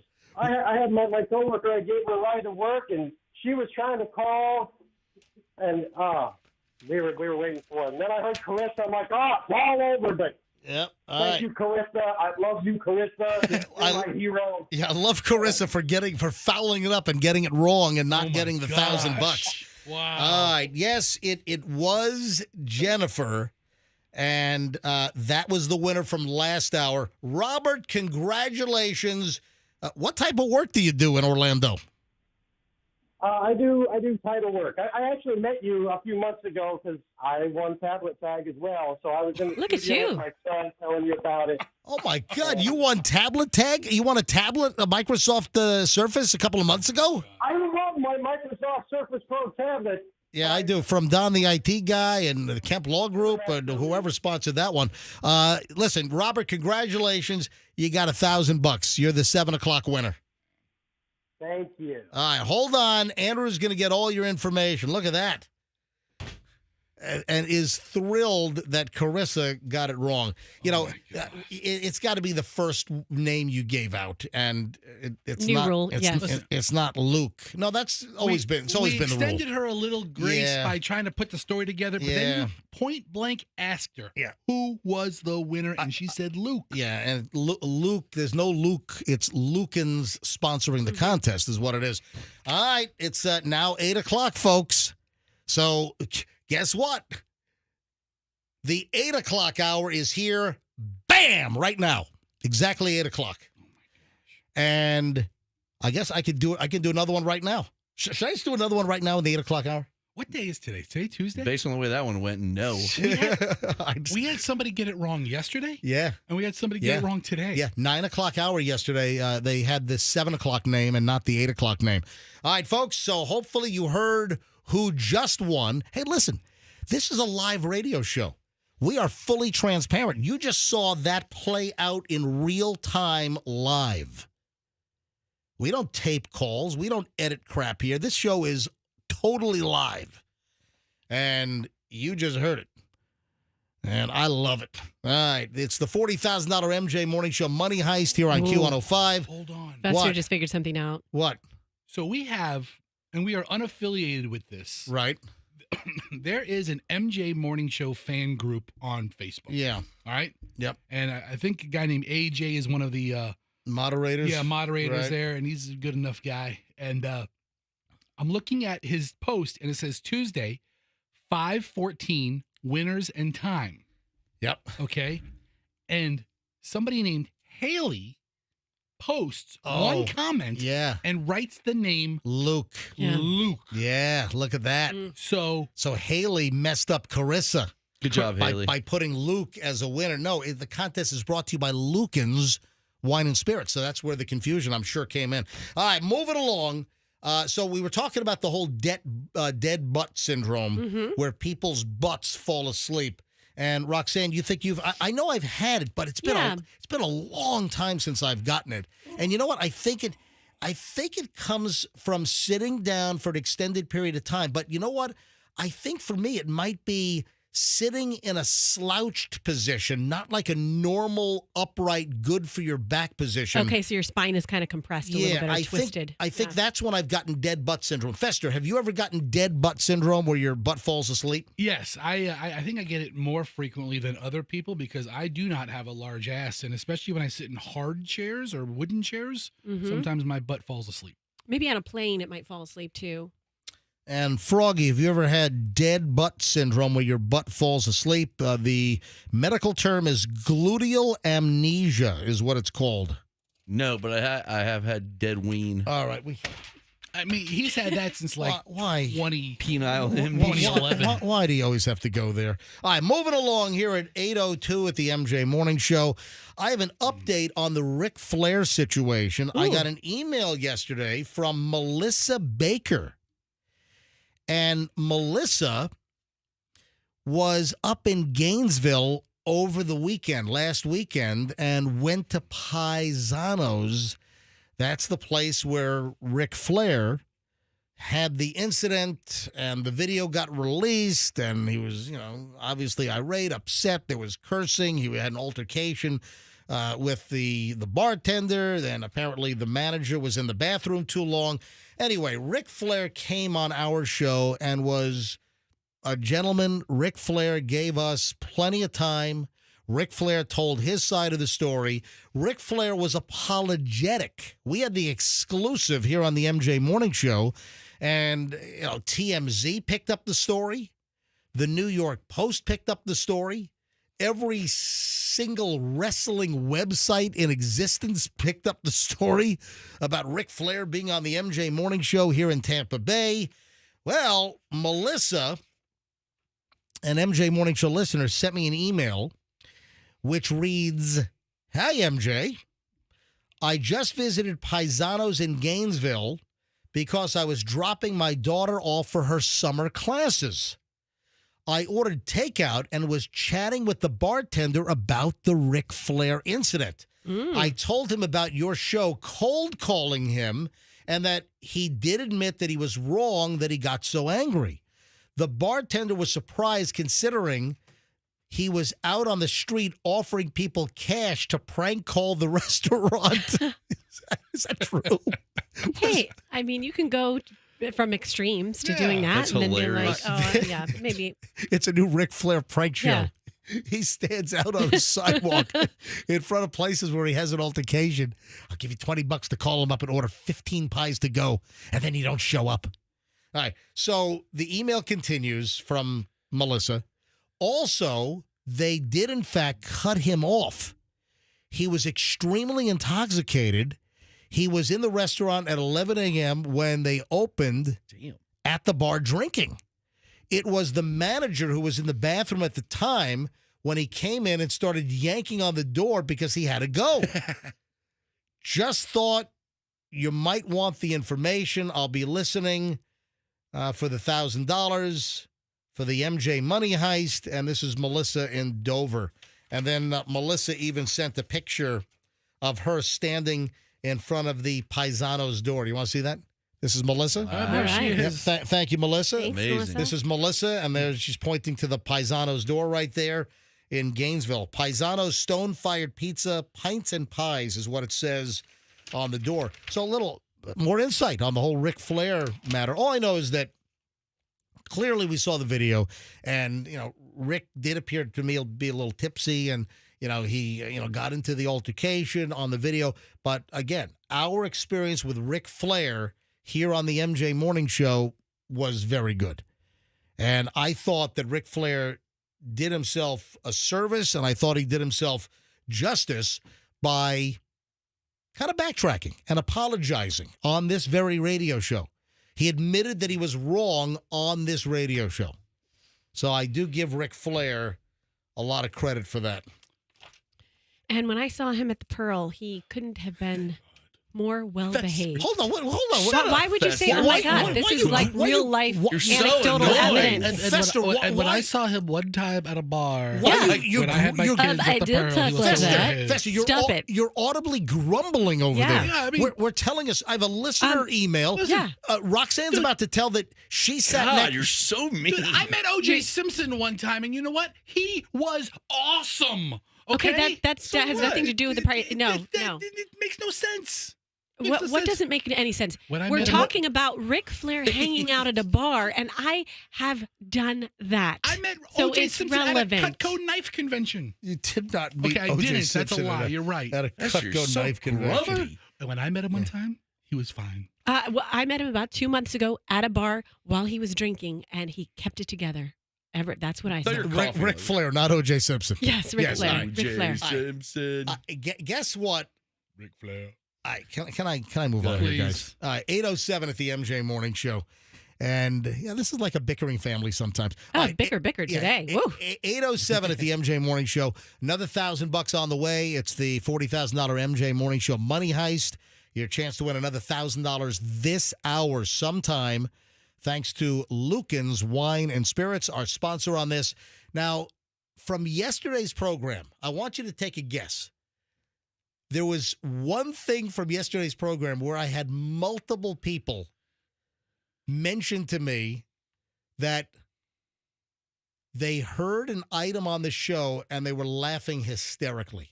Let me think. It was Ely, the owner and trainer at X-Force Body, where I work out twice a week at X-Force Body. That's what's gotten me in great shape over the last year. So Ely, the owner, brought this up. And then, let's see. I was at Publix and a listener stopped me and said a phrase, which was directly from the story I told yesterday. I had 3 people total. 3. And then on my walk last night, one of the people in the neighborhood who, knows me said, "Hey, that's a funny story." What did people glom onto from yesterday's show? And this is your storytelling, your master storytelling. Okay, what would it have been? Let's see. Was it the Barbie runner? Nope. The Barbie girl in the neighborhood? No. Nope. No. I had Okay. this thing. I Nope, don't it know. was not. All right. Can't think of it. Listen, I'm just going to tell you. Tell us. So the person in the neighborhood and then Illy, they both pointed at me and said, "Don't say a word, playa." Your gas station altercation. Oh man. I mean, it could have escalated in a couple of different ways. That was funny. It was just flat out funny, and usually I have a big mouth and I can't restrain Yeah. in saying anything, and I might have been getting ready to say something, Yeah. but this guy cut me off. That's the funny part of it, is that guy sniffed you out as the type who would be a commenter on his driving, and he put a stop to it right then and there. Yeah. Oh, Pat the gutter rat is calling me right now for my gutter cleaning. Oh, But hey, Pat, I'm on the air. I'm doing the MJ Sorry. morning show. I'll Sorry, Pat. I'll have to call you back, Pat the gutter rat. All right. So it was for those that didn't hear it, I told the story at about 7:00 yesterday morning. That's when I told this story. So many people are listening right now, and you didn't hear the story, but I had awesome reaction to this from people yesterday. Simple story. On Sunday, I filled up the SUV with gas. I like to use the Walmart at 275 and Dale Mabry. Listen, I realize that the Walmart Super Unleaded is not a top-tier detergent gasoline. However, I lease, all right? So You can give it back in a couple of years. it's a rental car, all right? So anyway, so the Walmart, if I don't get a chance to get to Costco where I'm a member, and I don't feel like waiting in the Saturday morning Costco line like it's Middle Eastern 1970s embargo lines. If I don't feel like doing that, I mean that's the cheapest gas is Sam's Club, Costco, BJ's gas, but Walmart has among the lower prices as well. So I'm at Walmart on Sunday. This Sunday afternoon. It's Mother's Day. I ran a couple of errands, then hit the Walmart to fill up the car for the week with gas, and I'm at the gas pump. And there's a guy in front of me that's trying to back the car in because he had to back in to get to the gas nozzle side on the right side of his Chevy Camaro. So he's backing in, and I'm watching and at this point, I didn't know it was a he. I had no idea the gender of the driver. I'm watching an individual make an absolute farce out of driving an automobile and doing a simple job. So trying to back into the pump, first of all, backing up and going completely to the left, to the center of the gas area, under the canopy, 15, 16, 18 feet away from the pump. So he's trying to back in. Instead of turning the wheel to the right, the driver is turning to the left and going in the opposite direction. Then says, oh, I guess I'm doing this wrong. Then pulls forward, tries to back up again, and is still like 12, 13, 14 feet away from the pump. It was the most ridiculous thing. And this went on for like 3-4 minutes. And you know what? I messed up. I should have rolled video on this. And I wish I would have captured what he said to me on video, but I didn't. So I have to just tell you the story. So this guy takes 3 or 4 minutes to just back up, and finally, he's still like 8 feet away from the pump. When he finally gets to a point where he's satisfied, and again, at this point, I don't know whether it's a male or a female, but it is a male. It's the most ridiculous backing up parking job just to do a simple thing like get your car near the gas pump to put gas in it. So I'm just staring, and I'm guessing that in the rear view mirror or the side view mirror, the guy must be watching me look at him, and I'm amazed. The guy gets out of the car before I said a word, and I don't know if I was going to say a word. The guy gets out of the car, points to me, and says, "Don't you say a word, player." So he knew that he was just god-awful at parking this vehicle or backing even remotely close to the gas pump. So I had multiple people yesterday use that term at me, "Don't say a word, player." And listen, I didn't expect it to be, like a 26, 28-year-old, dude, "Don't say a word, player." Well, listen, playa, I'm glad you didn't say a Yeah. word. Oh, You made the right man. decision. Oh, did you hear the song that Diddy's son, Christian King Combs, released yesterday? He's a rapper? I never heard Oh, of him. my God. First of all, Diddy's son is Christian. There's not much Christian about what he released. So Sean Combs, Diddy Combs' son, who wasn't he at the Miami house for the federal raid there? He was at one of the houses, and Yeah. didn't they take him in for questioning? Yeah, I can't remember because remember 2 homes of Diddy's were simultaneously raided. And you know what? The clock's ticking on that. You know, what did the feds take? Is it going to be sooner or later? Are we going to hear anything? Or are there going to be serious federal charges coming down against Sean Diddy Combs?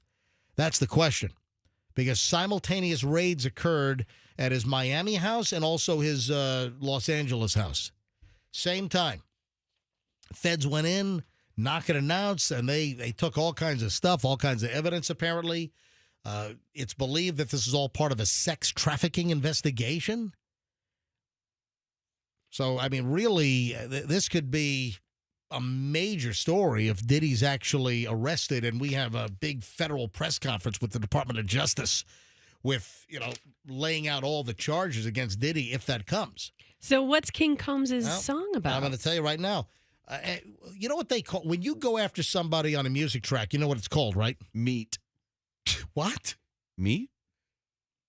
No, it's called a diss track. A diss track? Yeah. Oh, I thought we should have meat with each other. No, you're thinking beef. Beef. Oh, beef.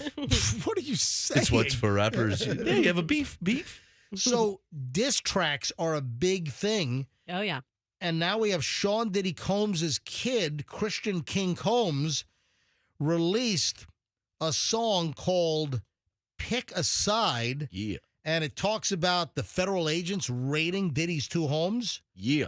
Back in March. Well, he got that track out pretty quickly then, didn't he? He also calls out Curtis 50 Cent Jackson. Okay. Yeah. Because 50 Cent likes to post about Puff Daddy. First of all, let me tell you, we had to heavily bleep this, and I'm only going to play just a couple of snippets here. The thing goes on. It's not a very long track. It's like 2.5 minutes long, but I don't think I've ever heard this many N-words in 2.5 minutes. I think this might be the Guinness World. Fester, can you check the Guinness site? Sure. Do they Well, you haven't been following the Kendrick Lamar Drake beef then. Right, exactly. Because those songs are whoa. Laden. Does the Guinness Book of World Records, do they have a record for the number of times the N-word is uttered in a rap song? I'll look it up. I know Quentin Tarantino has the record for a movie. Oh, the number of... I think it was Django Unchained. Oh, it was? Really? All right, so listen to this. This is Sean Diddy Combs' son's diss track. Police raid the crib like they think we selling crack, but we out here selling tracks, multi-million-dollar plaques. All right, so that was 5 seconds of clean. Was Okay, that all we could save play? that for the court, for the trial. That's- Yeah. So he's talking Evidence. about the federal raid. Police raid the crib like they think we selling crack, but we out here selling tracks, multi-million-dollar plaques. So that was just his depo, actually. It was his deposition, and but he just... you heard what he said. The feds raiding the crib like they're selling crack. Yeah, but, they're just selling tracks. But they're out there selling tracks, as in music tracks. Not exactly Tupac. So Diddy, I mean, all this bad stuff aside, Yep. is a pretty decent judge of talent. He has had a lot of successful He acts. has. True. He's Does- mentored plenty. Sure. Does he not pull his son aside and say, You're not good. "Son, listen, don't release this. Just don't put it out." All we Or- do is make tracks. But wait, there's more. All that gossip is whack. When all they had was 50 Cent, who put this city on the map? Stop lying. Pops been hated on by many men, and that's fine. They gon' try to stop these Eminems, and they gon' die trying. Pull up to the south side. We locked in, we got ties. Oh, Don't give a this is shit so about no 90s. blogs, 'cause we really outside. That's awful. Yeah. And I don't really know anything about music. Yeah, it's kind of like if you're a big time major athlete and your son is trying to follow in your footsteps and just can't quite hang, You're like a big time radio guy. And oh, never mind. One more track. Count bandos in my Gucci sandals. These is sick. Probably hating cause we rich. He must think we this bitch. Knock them walls down like when them Fetty boys ran in both our cribs. Too bad they ain't know we bought the one next door cause that's the one they miss. His rhymes aren't even that good, Hold on. really. They didn't raid the crib next door? That's the one they missed? Is that Bandos in my Gucci sandals. Hold on, did you say vandals in his Gucci sandals? Sounded like it. What is a vandal in your Gucci sandal? It's a little toe fungus. I got a vandal in my Gucci sandal. What's A hangnail? What's that drug? What's that drug they with the guys under the nail. Yeah, Gross. those disgusting little critters under your toenails, the fungus. That's called a vandal in Is your that Gucci is that sandal. Lamisil or something? Oh, I don't we're know living which- under your toenail. I don't. Which one is it? I think it's Lamisil. Ooh, it's disgusting under here. I love it. Is that where they have like those disgusting looking like Chet fungus monsters? Yeah. Living underneath your toenail. Remember like Chet from Weird Science? Yeah. Yeah, I hear. Count bandos in my Gucci sandals. These is sick. Probably hating cause we rich. Vandals in my Gucci sandals, and I want to hear the end part here again. Count bandos in my Gucci sandals. These is sick. Probably hating cause we rich. He must think we this bitch. Knock them walls down like when them Fetty boys ran in both our cribs. Too bad they ain't know we bought the one next door cause that's the one they missed. Yeah. They didn't know about the crib next door. Is he talking about the crib, the house next door in Miami, or the house next door in Los Angeles? I don't know, but they're both about to get raided tomorrow. Suggesting that there are big issues going on in one of the houses next door. I think he just needed a rhyme. What is now? I'm thinking he's saying counting bandos. Would bandos make more sense than vandals? Well, hold on. Let's listen one more time. Hold on.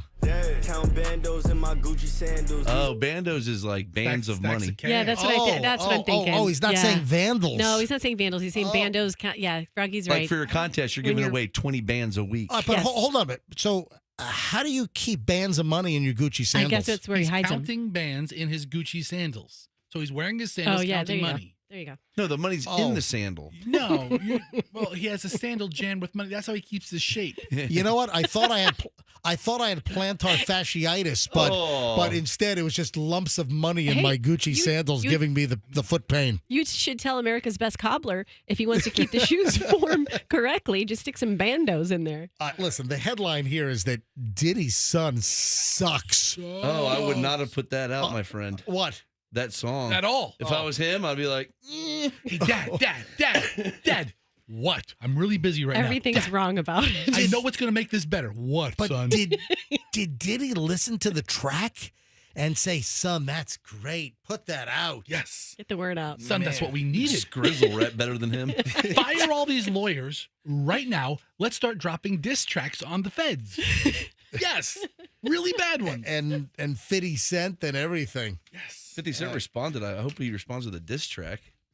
He's good at He's dissing. going to respond with a drive-by. Yeah. Yeah. Yeah. So what's going on there? Anyway, that's just awful. All right. So speaking of drive-bys, well, sort of. Is this a one-off or is SoHo becoming Ybor? The crackdown's happening in Ybor City, so they're just moving a couple of just blocks. pushing it to SoHo? And, I'm bringing up the shooting over the weekend, Sunday morning, SoHo.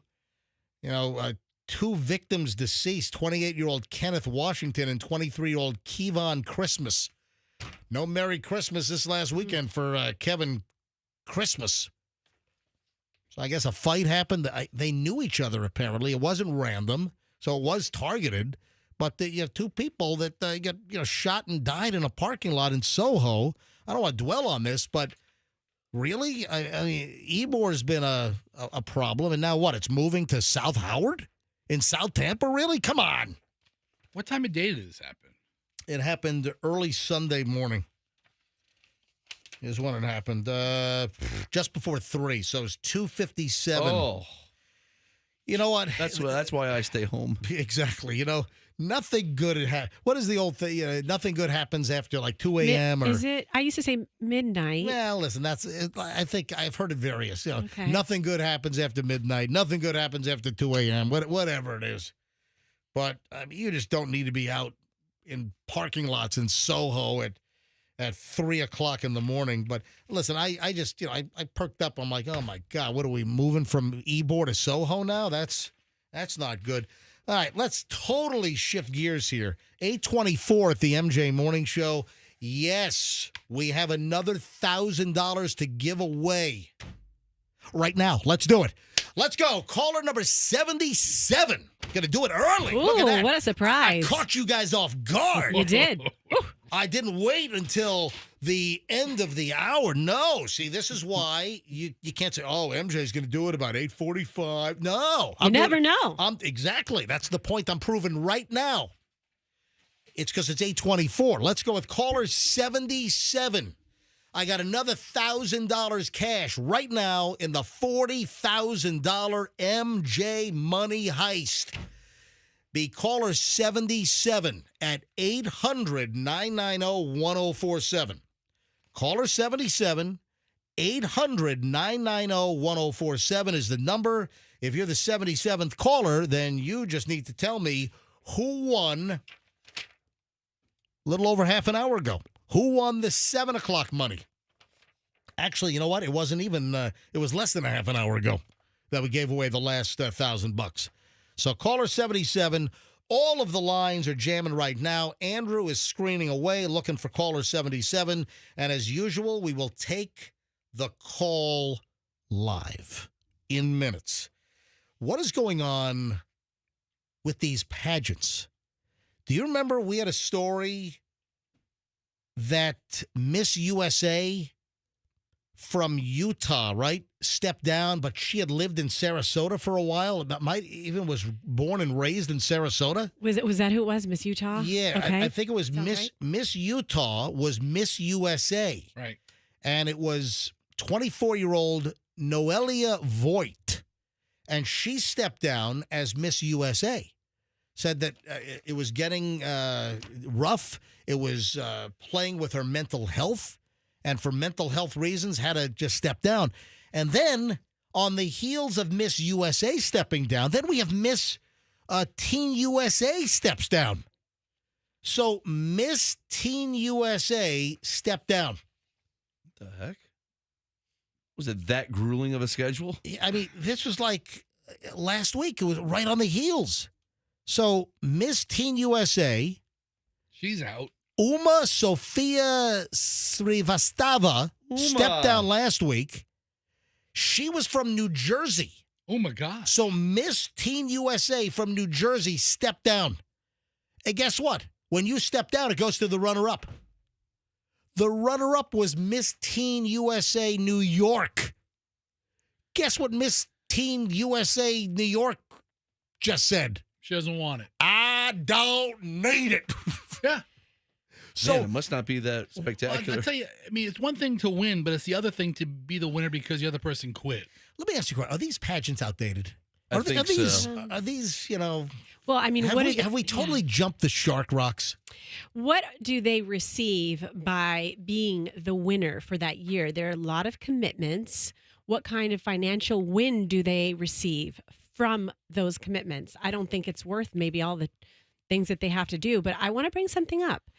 Did you say the most recent one stepped down for mental health reasons too? Well, Miss USA, the adult stepped down. That was Noelia Voigt from Sarasota, who was actually representing Utah, if I'm not mistaken. She stepped down.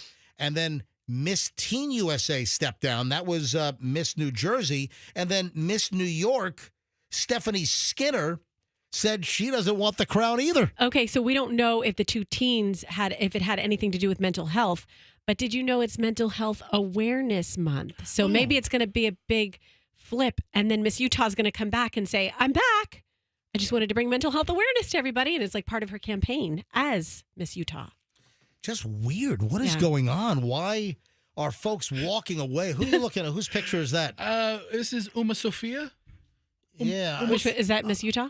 Let's see. Uma Sophia. No, this is the Miss Teen. Oh, that's the Miss Teen. Yeah, that's okay. No, that's Miss Teen, who was New Jersey, who stepped down. How old is she? Because I mean, I don't want to be creepy, but she's very attractive. Okay, so, I don't want to be all. Yeah, I don't want to be all creepatola here. Keep the teen attractive comments in your inside voice. But what is going on here with these pageants? Maybe it's just time to. Maybe these pageants are just over and done with. Total shark jumpage, you know? Yeah, I mean, I have 2 daughters. I don't think I want them to aspire to be. That's not on my list. I mean, if they want to do it, Hold okay, on. great. I thought you were a John Bonet Ramsey pageant mom. That's your twist. That's Oh. your. That's your Look, thing. all right. No, It just no, seems I'm not in at this all. time in the last couple of years as the culture's kind of shifted that flaunting these women on for whatever prize and reward is kind of outdated. Andrew has just informed me that he just screened caller 76. That means the next line I pick up is going to be 77. Hi, good morning, MJ Morning Show. Who is this? No. I'm sorry, what? Hello, this is Ernesto. Hello, hold on a minute. I'm having a hard time understanding you. What is your name? Ernesto. Oh, I got now I got it loud and clear. All right. Your name is Ernesto. Yes. Ernesto, welcome to the MJ Morning Show. How you doing this morning? Everything okay? Yeah, I'm driving home. I'm driving to work right now. I love it. I love it. Ernesto, you are caller 77. Mm-hmm. Ernesto, Okay, yeah. can you tell me who won the $1,000 last hour? Robert. Ernesto, you're caller 77. You correctly said the last winner's name was Robert. Ernesto, $1,000! All right. That sounds great. Ernesto, congratulations from the MJ Morning Show. Ernesto, where are you calling from? Where do you live? I live in Palm Harbor, Florida. That's fantastic. Palm Harbor, one of my... Are we clapping for Palm Harbor? Well, Yeah. Listen, I was... In middle school there. No, PH! I was just up at Massimo's last yeah. weekend. Massimo! It's your spot. In Palm Harbor. Do we clap Yeah. for parts of town? I mean, that's really weird. Ernesto, congratulations, buddy. You just won $1,000 from the MJ Morning Show. And, of course, it's brought to you by Lucan's Wine and Spirits. Listen, you got Lucan's up there near Palm Harbor for all of your fine wines and spirits needs. Make sure you hit up Lucan's because they help supply the money here, okay? Fantastic. I hear your show since late 90s, I guess. Oh, so you've been listening for us since the 1990s? I think so. I think when I moved to Florida in 1992. Oh, wow. Yep, I lived in New York City for a long time. So Ernesto, so you lived in New York before you moved to Florida. yes, I did. Now, Yeah. where are you from originally? I'm originally from El Salvador. Oh, from El Salvador. Oh. Oh, well, very good. And what do you do for a living? Ernesto, yeah, that's good. What do you do for a living? I am a physical therapy assistant. Oh, physical therapy. Nice. That's awesome. Nice. Any hobbies? Yeah, what are some of your turn-ons? Okay, no, I have a question. What are your turn-offs? Ernesto, I love your name, and I can't help but think of the movie Coco when I hear your name. Do you get that a lot? Erne- Well, what is it? Ernesto de la Cruz in Coco. Yeah. Have you seen it? Yeah, my friends sometimes they call me that. Yeah. It reminds me of that's- the movies. Ernesto goes to jail. No, that's not. It's just Ernesto Ernest. goes to camp. Ernest, that's Ernesto goes to camp. See, yeah. now you know why. So your friends call you that and you don't know why? Ernesto, Now you know. thanks for listening for all these years to the MJ Morning Show. It just paid off. $1,000 is yours in the MJ Morning Show $40,000 money heist. Thanks to Lucan's Wine and Spirits. Ernesto, then I'm going to put you on hold. Andrew's going to get all your information so you can get your $1,000. Okay? All right. Thank you so much, guys. Thank you. Thanks, Ernesto. Thank you. All right, hold the phone. Thank you. Ernesto. What is your problem? Both of you guys. Ernesto's online The too. two of you Yeah. have rolled out a red carpet for Ernesto like I've never seen before. Incredible. Are you What's your problem? I Just roll say, out what's the your red problem? carpet. I ask what they do for a living. I ask every listener. No. Robert got a brown carpet. Just say. Just say. Robert got a stained carpet. What do I have, like dog booty scoot marks on the carpet? Robert got a carpet. First thing he had to do, call Zero Rest. Clean that carpet up. Get out of All here. right. All right. Oh, I mean, you clapped for Why is your Paul. phone? Whose phone's ringing constantly? That's MJ's. It's me. Hang on a minute. That's professional. Hi, Pat the Gutter Right. It's MJ. I'm on the radio right now. Can I call you back in a few minutes?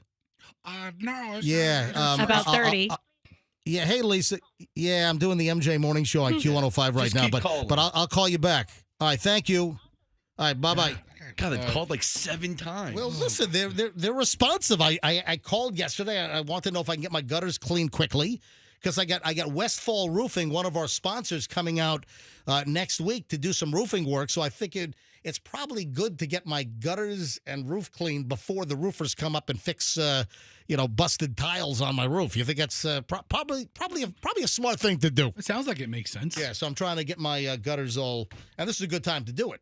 Spring is coming. Get all the dead leaves. I mean, you know what? You think the city will notice if I cut down a 100-year-old huge oak in my front yard? You want to know the truth? Nope. Yes, they will. Actually, Your neighbors will. They'll report you. Actually, guess what? Do you want a tree down? Seriously, do you want a tree down? No. I like this tree. My wife hates it. But on my street, somebody hired one of those like guerrilla tree companies, no permit, because they wouldn't have got. Neighbor cut down 2 oak trees, just boom, gone. And city of Tampa finds out about that. Ooh. They flip out. Yeah. I mean, the key is If the you key is do to that. poison the tree. I'm not. That's how you do Fester, it. I mean, I know a guy. I'm not poisoning the tree. Stop. Just say it gets struck by lightning. You give the tree the red juice injection. You'll wait 6-8 months, and down it goes. It's like the movie Joe. All right. I Tell love me trees. who I'm saying right here. Tell me who I'm imitating. Did Roxanne just say I love trees? I do. I think trees are beautiful. I love it when I drive into, especially South Tampa. I like turtles. I love trees. I love Makes me trees. happy. I like lamp. trees. All right. Tell me who I'm imitating here. I'm the boss, applesauce. Judge Wapner. Oh, come on. It's not Judge Wapner. Yes, you are imitating Marty Motz from the Applesauce Empire. Will you stop it? I'm the boss, Applesauce. I'm the boss. Who says I'm the Oh, boss? Tony Danza. Hey, I have said What? who's the I am the What? boss. That's who's the boss. No, that's the name. Hey, there's only one Tony Danza in here. The show is called Who's the Boss, not I'm the Boss Applesauce. Mona used to say it. Why are you ripping off my accent? All right, come on. Who always said I'm the boss applesauce? It sounds like a Tony Danza. Judge Judy used to say it. Thank you. Does she still say it? I don't know. I haven't seen Thank Judge Judy has like a new incarnation of a show. She streams now on Freevee or one of those channels, if I'm not mistaken. It's a reincarnation. I don't know She's if still like the richest lady in television. you know what? Judge Judy, when $70 million a year. is something like that. And she lives down in Naples. Her home is down probably like Port Royal or something, the fancy schmancy spot of Naples, just south of us. And at one point, Froggy's right. She was making like $70 million. I mean, an enormous number doing the Judge Judy Judge show. She was making a ton. She's got a great agent. She is loaded. She's worth hundreds and hundreds of millions of dollars, Judge Judy. All right, the reason why I'm bringing this up, well, she doesn't need the money, but obviously she's trying to prove a point. Judge Judy is suing the National Enquirer for defamation over a phony Menendez brothers article. Oh. Do you remember the Menendez brothers? Yeah. Lyle and Kyle? Eric. Eric. Lyle and Kyle. What, Heckle and Jekyll Menendez? One of them is named like Kyle. an aisle name, right? No, it was Lyle. Yeah, Lyle, just Lyle. one of them. Okay, that's One all right. is Lyle. The other one was Eric Menendez. That's right. And they, back in the early 90s, right? They bring that up. Bring the Wikipedia up. They killed their parents in their sleep. They went to like Big Six Sporting Goods on San Vicente or something, in adjacent to Beverly Hills and Brentwood, and they bought a shotgun and they off their parents, the Menendez brothers. So what does this have to do with freaking Judge Judy in 2024? Well, Judge Judy wants everyone to know that a recent National Enquirer article claiming that she is seeking a new trial for the longtime convicted Menendez brothers. Judge Judy wants you to know that this is absolutely a farce. It's fake news. Judge Judy is saying that it's unequivocally false that she's even suing. Judge Judy is suing the National Enquirer and In Touch Weekly owner Accelerate 360 for defamation. And the lawsuit is being filed by her lawyer, Eric M. George, who was filed yesterday in state court here in Florida. Yeah, see, if I was National Enquirer, I'd be nervous because Judy has deep pockets. She has staying power in the legal game. Oh, yeah. Right? Listen, this is running around money for her, whatever she's going to spend. She has not specified exact damages, but the lawsuit was filed yesterday here in Florida because she's a Naples resident. That's where Judge Judy lives. Unspecified general and special damages, wants a jury trial. And here's what Judge Judy is saying. When you fabricate stories about me in order to make money for yourselves with no regard for the truth or the reputation I've spent a lifetime cultivating, it's going to cost you. That's what Judge Judy said. Good. Of the articles that appeared in Touch and National Enquirer. And in the articles last month, it claimed that she believed that Lyle and Eric, with a K, Menendez, did not get a fair trial back in 1996. When did they off Mom and Dad? It was like 92, 93. When did the incident actually happen? Yeah, see when 89 on the evening of 89. Okay. All right, so it was late 80s. So it was 89. Jose and Kitty Menendez were standing in the den of the Beverly Hills mansion. I think Dad was like a big TV executive or something. How did Judge Judy get dragged into this, claiming that or the National Enquirer claiming that she thinks they didn't get a fair trial? And that she thinks that it should be retried. Why can't the National Enquirer just claim that they're a gossip rag and All right, nothing so they have is true? 96 was their second trial. So their first trial came earlier, and then they had a second trial in 1996. Remember they had that lawyer with the crazy frizzy hair? No. Okay. Who, the record guy, Phil Spector? No, they had a lawyer with like this super crazy blonde hair. Looks like she put her finger in an electrical socket. Anyway, bottom line here is Judge Judy says, you're messing with the hornet's nest. And she's going after him. The article was unequivocally false. 20-page filing yesterday by Attorney George for Judge Judy Scheindlin is her name. Scheindlin, Scheindlin, identifying In Touch and Enquirer pieces. And she says she's not going to stand for it. She says that I guess she was quoted in a Fox Nation documentary, and she says that it's entirely misquoted the source material, which identified the speaker of the challenge statements by name, an individual identified on screen as Judy Zamos as alternate juror for anyway. It gets a little convoluted here, but what you need to know is that Judge Judy is suing the National Enquirer for apparently a whole lot of money. Oh, and it now streams on Freevee. It's called Judy Justice on Amazon's Freevee. Oh, that's where I saw it. Yeah. Froggy, you turned turn your your mic microphone back off. on. Sorry, I Tommy. was sneezing. That's where I saw her at. Yeah, she has a new hairdo. Froggy, do you know how old Judge Judy is? Take a guess, Froggy. Oh my 81. 81. Hey, she's 81. How'd you know that? She's 81. I'm really good at guessing Wow. celebrity ages. Yeah. According to look at this. the Google, she is worth $440 million. I said Yes. Yeah. hundreds of millions, and So There you go. yeah. So she's You're going to in a- have some fun messing with them. you're in a bar, Froggy, downtown Naples. Oh, I hit it. You walk in, Judge Judy's there. She says, my place, now. I say you're the boss, applesauce. There is a place that I've never been.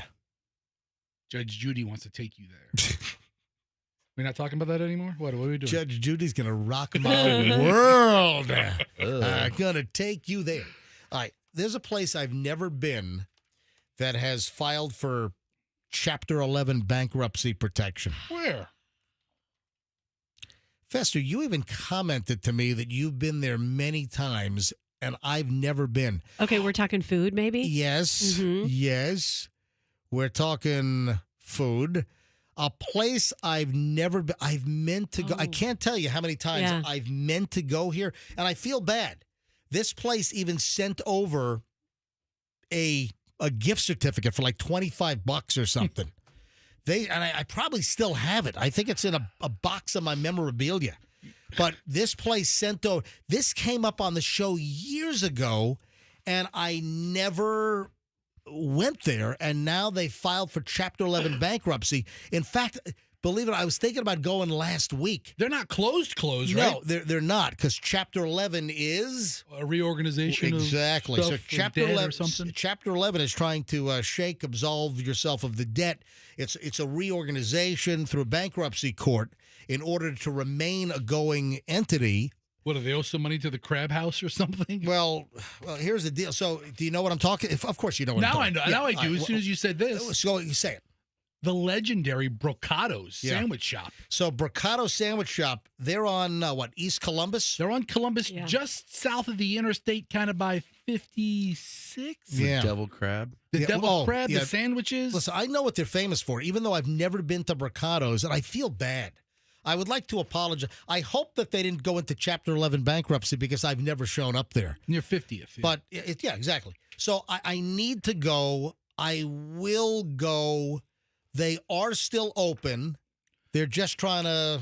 They've been open since the 1940s. Yeah, I know. Yeah. I know. Your entire dad's life, this place has been open. But Froggy, you just brought up the deviled crabs, and that's like a famous staple of theirs. They have huge deviled crabs, great sandwiches. So Brocato Sandwich Shop, they filed for Chapter 11 bankruptcy, happened this week, and they're trying to just reorganize the operation. Their debts are through the roof. Mostly, do you know who they owe the money to? The mob? Shut up. No. Mr. Trafficante? No, I don't know. This place has been around so long. No. They owe the most money to the Florida Department of Revenue. They didn't pay their taxes? That's what it sounds like. So they owe about $1.4 million to creditors, and half of that, $700,000, is owed to the Department of Revenue here in the state of Florida.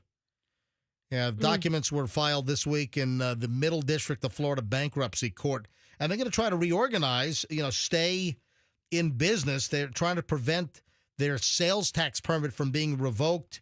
They want to try to prevent creditors from putting a lien or freezing bank accounts. So, listen, they've been around since 1948. Well, we hope they stick around. I love Mike at Brocato's. They always have Q105 on. Yeah, Cuban sandwich. So, listen, I hope Brocato's can effectively reorganize.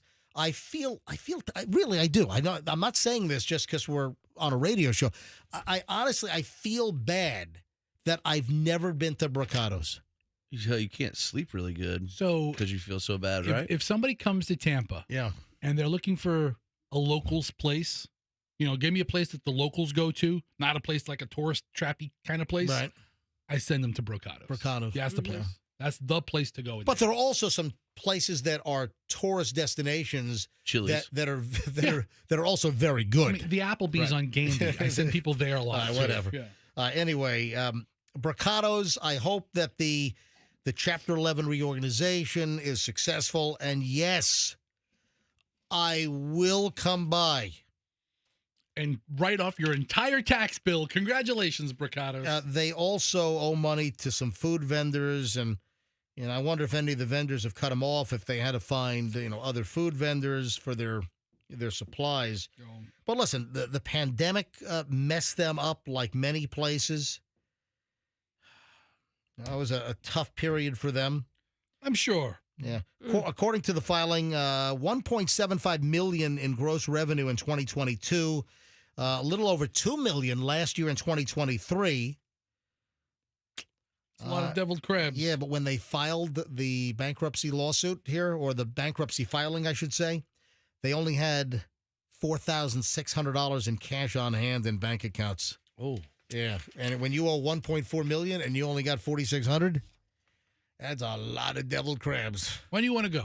What do you? When do you want to go? I got it. He'll let you know, dude. Let's go today. Let's go today. Let's go today. Let's go today. Brocato's today. You got it. We're going today. Your treat. My treat. What time are you guys going? You want to go too? Well, I've always wanted to go. Yeah, I want to meet Mike. Oh, wait a minute. You've never been to Brocato's either? No. You're talking like you know Mike. Yeah, because you know what? Are you talking about? Hold on. We do this whole discussion and you don't reveal that you've never been to Brocato's either? Let me tell you why. Because he's got middays on when his lunch crowd is in there, and so he is part of our Q105 at work network. So what's up to Mike at Brocato? Okay. So that's how I know him, but I have not been there in person. Okay, I've been there like 200 times. This is a great place. All right, folks. I want. I've never been either. Really? I want everyone to flood Brocato's at 5021 East Columbus in Tampa. Everyone flood Brocato's. Let's pull them out of Chapter 11 bankruptcy. Let's put more than $4,600 in their bank account. Let's get 4,600 people in that place. Yeah. It's a pretty busy place, man. All right, so you want to go today? Let's go today. He'll go today. I'm going today. Let's go. I'm going today. Fester and I are going today. We're going to be waiting in the parking lot for 3 hours. Now, they're open now. They have breakfast. All right, so let's go. Let's go. We'll go right after the show. Right after the show. Be there about 10:30, 10:45. Let me call Michelle. You guys got a lot of free time, Hey, huh? let me see if Michelle wants to go. I live the busiest life of leisure of anybody I know. Yeah, you got money counting hands, buddy. Let me call Michelle and see if she'll go. Been counting money all right, life. calling the bedside landline. See if Michelle is still crawled up in bed. Talk about a life of leisure.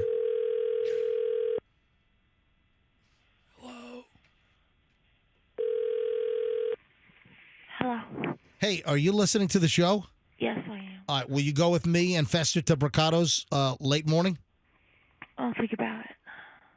What do you mean you think about it? What else do you have to do? I got a lot of stuff going on. I know. Okay, she's got to do her Wordle. She does have a lot of stuff going on. All right, Michelle, how about you go with us?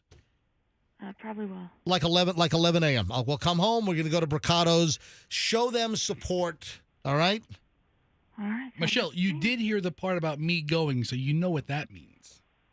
It'll be a good time. Definitely good. It'll be a good time. All right, we're going. All right, Michelle, get ready. I leave a little after 10 o'clock, all right? And then we'll head off to Brocato's after the show today, all right?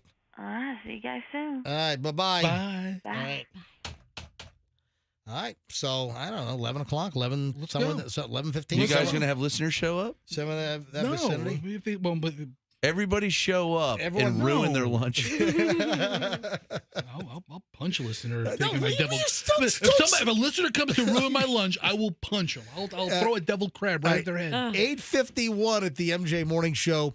We are about to start the 9 o'clock hour. Now, I gave away the $1,000. If you're just tuning in thinking, oh, MJ always gives away the $1,000 late in the hour, well, that was a miscalculation because I gave away the $1,000 in the 8 o'clock hour at about 8:24 this morning. I went early. Psych.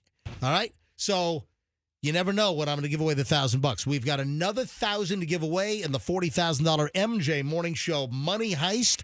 The 9 o'clock winner is coming up. It could be you, thanks to Lucan's Wine and Spirits, bringing you the Money Heist this week here on the MJ Morning Show on Q105. When we get back, prices are dropping.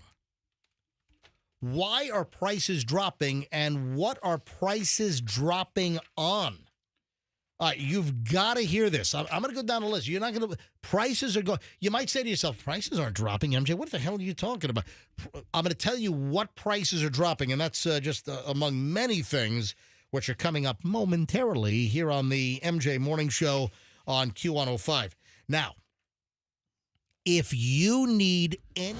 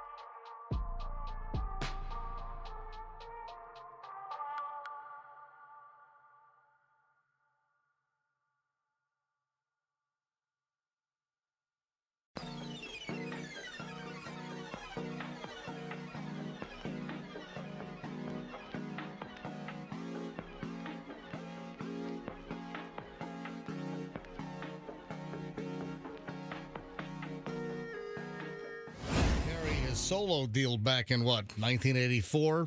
A little break from Journey back then, man. Steve Perry, the guy that replaced Steve Perry in Journey, I mean, he does a good job. But You're talking about Asian Steve Perry? Yeah, Asian Steve Perry. He's awesome. He does a really good job, but I'm sorry. There's just one Steve Perry, and that's Journey, man. I'm sorry. All right, 9:05 at the MJ Morning Show. We are now firmly ensconced in the 9 o'clock hour. So another $1,000 on the way. Your chance to call in with the $40,000 MJ Morning Show Money Heist. Just be the right caller and know the winner's name from last hour, and you'll be the next $1,000 winner. If you don't win coming up, make sure you listen to hear the winner's name so you're all primed and ready to go for tomorrow morning at 6 a.m. when the Money Heist is back. All thanks to Lucan's Wine and Spirits. Lucan's locations all over the Tampa Bay area. Make that your choice for your wines and your spirits needs. Instead of the big national chains, go ahead and hit Lucan's. Good family-run local operation with locations all over the place. Prices are dropping on what you say. Now, do you notice prices dropping on, gas is, aside from gas, and gas is all over the road. We, like 2-3 weeks ago, we were like skyrocketing up again. Then it's come back down. It's like a freaking roller coaster. Don't get me started on gas. And it's a giant racket, obviously. And, did you see, I posted, a video a couple of weeks back that got a lot of response. And it was the whole octane game. Do you remember when it used to be, and this is not that long ago, this was probably back in the, early, mid-90s? Do you remember when gas was 10 cents difference between grades? Yeah. So if you had regular at 210, the mid-grade was 220, the super high-octane 93 was 230. It was 10 cents variation between grades. And in fact, there are some places in the country, usually out west, I think is what I've determined, where they still have the 10-cent gradations. But here in Florida, you sometimes see 30, 40 cents difference. What's going on here? When did this start? When did we start getting hosed on the octane variations to where you could, between the cheap gas and the super 93, that you could have, 40, 50 cent difference? When did that happen? You take a 20-gallon fill-up. I mean, that's a lot of money. I mean, that could be, $10, or more, additional in your tank. For a couple little octane pebbles or whatever the hell that crap is? Anti-knock agent? Anyway, so price is falling. Do you guys know of any look at the phones. All the phones are ringing here. It's kind of common during this contest. But Roxanne, any prices that you notice that are going down? I have to say no. Every time I leave the house, I feel like I drop $100. Like I just am spending money left and right when I leave the house. So I prefer to stay home. Yeah, all Froggy knows is like IBS medication and fishing gear. So Froggy, have you noticed any prices going down? No, the price for hard lures is still about the same. Mirror Deans, mirror lures. See, it's still about the same. It's all done. Yep. Fester, any prices going down? I can't think of it. I mean, eggs have come down from their ridiculously high prices. Well, some. Not these bougie brands, but, run-of-the-mill farm, live-in-a-cage eggs have come down a lot. Yeah, but eggs have come, but still they haven't gone back to where they were. No. And then, we've got concerns now about the bird flu. Is that, I hope they can control that because we don't need another freaking pandemic, just a few years after the last one. Hey, Andrew, why are all these folks calling? Are they calling for the money heist still? Yes, they are. They don't seem to understand. You have to wait for you to tell them when to call and what caller number to be. Okay, Andrew, don't make them angry. Andrew, were you just on the air? yes. Okay. We all heard them. Yeah. Well, I can't tell. I got to tell the engineers when we get our new studio. No. I want it to sound the same so I can mess with you. No, I need the different sound when Andrew's just talking in my ear off the air versus him on the air because right now I'm only in your ear. All right, whatever. Not true. I hear him loud. So the phone. I don't hear anything. The phones are blasted off the hook here. there are items that are actually going down in price. Would you like to know what's going down in price? Oh, yeah. Kool-Aid is, I can't believe you said, oh, yeah. Really? Of all the things to say. Holy, no, I'm kidding. I'm joking. Oh, that would have been amazing. I'm just Totally kidding. believed you. Appliances. Really? Appliances prices are down this year. Refrigerators, other kitchen appliances are down about 6%. Wow. Washers and dryers are down over 14%. All right. I was thinking more like more common household items that you'd buy that are more disposable. But hang on a minute. And then you've got manufacturers that are offering big rebates now for the first time in like 4 years since the pandemic. Remember the appliance crunch? During the pandemic, people needed a new refrigerator or a stove, and you were like, it's a year. Need a new refrigerator? Need a new stove? A year. Yeah. Yeah. So appliance prices are going down. Used car prices are going down. Remember during the pandemic, used prices went through the freaking roof, and then, they started to settle down a little bit. But again, so far this year, used car prices are down again. Furniture prices are down. Yep. Also, prices are down on computers, HD TVs, so, flat screen TVs, and smartphones. So we are starting to see prices start to drop in some sectors. But the drops that we're seeing are not enough to counter the extra money that we're all spending for, important everyday items. Yeah, that's for sure. Yeah. Also, airline tickets are down this year. Rental car prices are coming down a little bit. Toys are down. Men's suits. I need a new suit. Go to the, what? Yeah, go to the men's warehouse. I don't wear a lot of suits, but I do need a good suit. I Go to need Burlington. Burlington Coat Factory. I need some new sport coats. I need a couple of new good sport coats, to wear with a pair of slacks or some jeans. You know what? I got to get new jeans. My jeans. Oh, don't wear jeans. My jeans suck. Jeans suck. Yeah, no, I like jeans. I do. I got jeans make me sick. What are you talking about? Jeans make me nauseous. What do you mean jeans make you nauseous? Just the thought of them on me make me sick feeling. I don't know. I haven't been to Kirby's on Dale Mabry in a while, so maybe I'm due for a nice visit to my friends over at Kirby's. It's been a while. Get the black jeans that you like so much, and then the white ones. You know what I was going to tell you when it comes. Can you hold on for one sec? Michelle bought me a couple of jeans, and there's this one brand that she bought, and the jeans have been really good, but I've worn them so much that the crotch is like strings of fiber now.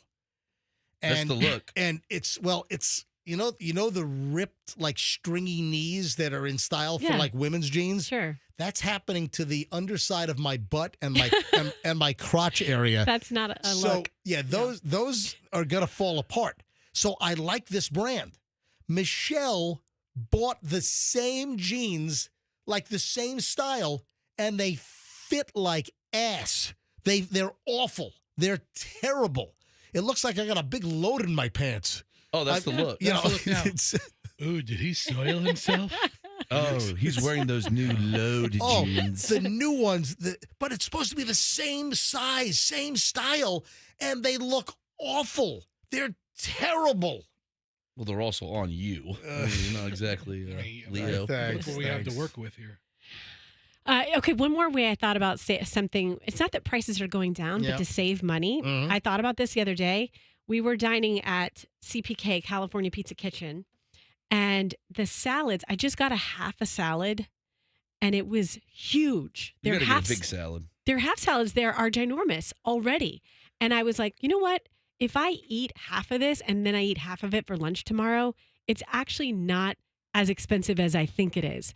So if you want to save money, find restaurants that serve decent enough portions that you can have leftovers the next day. The half is enough. The half is enough. Or you get the whole, and then the leftover half is your lunch the next day. Yeah. So you're economizing. Right. And my one daughter got a pizza. My other daughter got butter noodles. And it was like so much food. They had lunch with me. So even though we paid for... Which is the spoiled brat kid of yours that wants the 48-ounce bone-in cowboy steak every time. They both do. They both do. They demand it. They're like, didn't we see MJ eat one of those at Meat Market?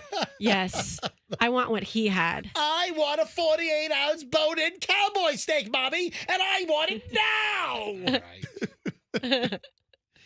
Oh, man. Hey, Fester. Yes. You've known me for a long time. Yes. Froggy, you've known me for a long time. Roxanne, you not as much. Nah, not so much. Who are you? Too long for Roxanne. Yeah. Do you describe me as one that pretty much wears the same thing every day? Well, I can have known you for less time than them and attest to that. Okay, hold on. When you say the same thing, Same look. it's you're consistent in your look. I mean, I don't think you wear the same shirt 3 times in 2 weeks. Right. But you are consistent in the kind of clothing you wear for that specific activity. It's either like khaki, gray, or a blue short. Say you were in a crime lineup and there was Monday MJ, Tuesday MJ, Wednesday, and Thursday MJ. It would be impossible to tell them apart. I'd be like, officer, I don't know what I'm looking at. It's all the same. But it'd be different physical. Like, one time I found that I wore like the same shirt, 3 times in 2 weeks because of MJ TV. I'm like, hey, I wore the Hawaiian shirt again on Friday. But, so no, you're not like that, but you wear the same predictable kinds of clothing. Yeah. I saw another story on this. Steve Jobs, Einstein, Zuckerberg. Why great minds choose the same outfit every day? Because they don't want to think about it. Yeah. That's kind of like where I come from. So you're trying to say you have a great mind like Steve Jobs? Well, no, I'm Is that a humble brag there? No. What I'm gonna say is I don't think that mentally, intelligence-wise, intellectually, I don't think I quite fall in the same category as Steve Jobs. Oh, come on. And Einstein. Now Zuckerberg, he ripped off the whole thing from the Winklevosses, the whole Facebook thing. Oh, yeah. So he's a genius? No. He's more of a shuckster, heister. I watched that movie again last weekend. It was really good. What was it? The Social Network? Yeah. Yeah. It holds up. Yeah. Hucksters are geniuses too, Anyway, I just thought it was interesting. Have you ever noticed that some of the most brilliant minds seem to wear the same thing every day, from Steve Jobs' iconic black turtleneck? Oh, and then that creepy whack job, that Theranos Elizabeth Holmes. Oh, yeah. Then she started mimicking Steve Jobs, and she's got her natural voice, but then she started to talk low in a lower voice with a turtleneck, and she was trying to act like Steve Jobs. Weird. Yeah, she's just a psychopath. Yeah, she did it for me. Oh, you liked Elizabeth Holmes? Especially when she talked like this about her fake company. Man, she bamboozled. Didn't she take Walgreens for tens of millions of dollars? Without doing any research, Walgreens changed their sign to say that they work with Theranos. Yeah, and the whole deal with that was that you could give one prick of blood, just one little stick of blood, and they were able to do a full workup and find all kinds of diseases and all kinds of health issues, and there was no proof of performance. It's like a giant scam. It was an idea that she opened a company around and everybody bought into. An idea. But that didn't have any proof of performance, didn't actually work. They couldn't do what she claimed they could do. And of course, she's sitting in federal prison right now, right? Good for her. I think for 10 years or something. I think I saw that her sentence might have been lessened just a little bit recently. Yeah. Anyway, I just thought it was interesting that the story about a lot of these very successful individuals wearing the same damn thing every day. And listen, Michelle has dubbed me. I've got the Florida slob look. So that's what Michelle calls my style of dress, is called Florida slob. In fact, we ought to open up a clothing store called Florida Slob. Flow slob. Flow slob. Yes. Flob. You could be the Flob, Florida slob, flob. You could be our model. Yeah, what do you think? You could be on the cover of the 2025 catalog. Oh, I think put Fester on that catalog cover. What? All right, there is Fester. You got to dig this up because I can't find the story. All right. This is phony. I think the guy now says he's joking because he's gotten a lot of backlash. Find the story. I thought I had it here. What did the guy do? I don't know what I did with it. I'm going to do it after the break anyway because we're coming up on 9:20. Do you know about the guy who's bragging about giving phony movie prop money to homeless people? The former Trump aide? Like somebody involved in our government or the executive branch? Yeah. I don't know. Yeah. You have the movie money, which is money that's supposed to look real at a glance, but it's not. If you just look at it closely, you can tell it's fake money. And a lot of this is used in movies. And I've got a couple of fake 100s at home, the movie money hundreds. And there's a former Trump aide that claims that he has this plot where he fools homeless people into getting arrested because they're using counterfeit money. This is a crazy story, but I don't believe it. His name is Johnny McEntee. Yeah. McEntee? Yeah, Johnny McEntee. Johnny McEntee. And I'm not buying the story. I don't think he's really doing this. I think this is like a social media attention getter. If you don't know the story, I'll give you the story right after the break. Plus, we've got $1,000 in real money we'll give away. It's not going to be phony movie money. We'll give away $1,000 again for the 9 o'clock hour. Real money, folks.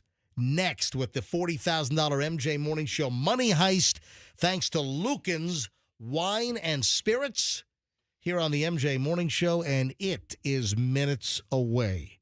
Veterans 4.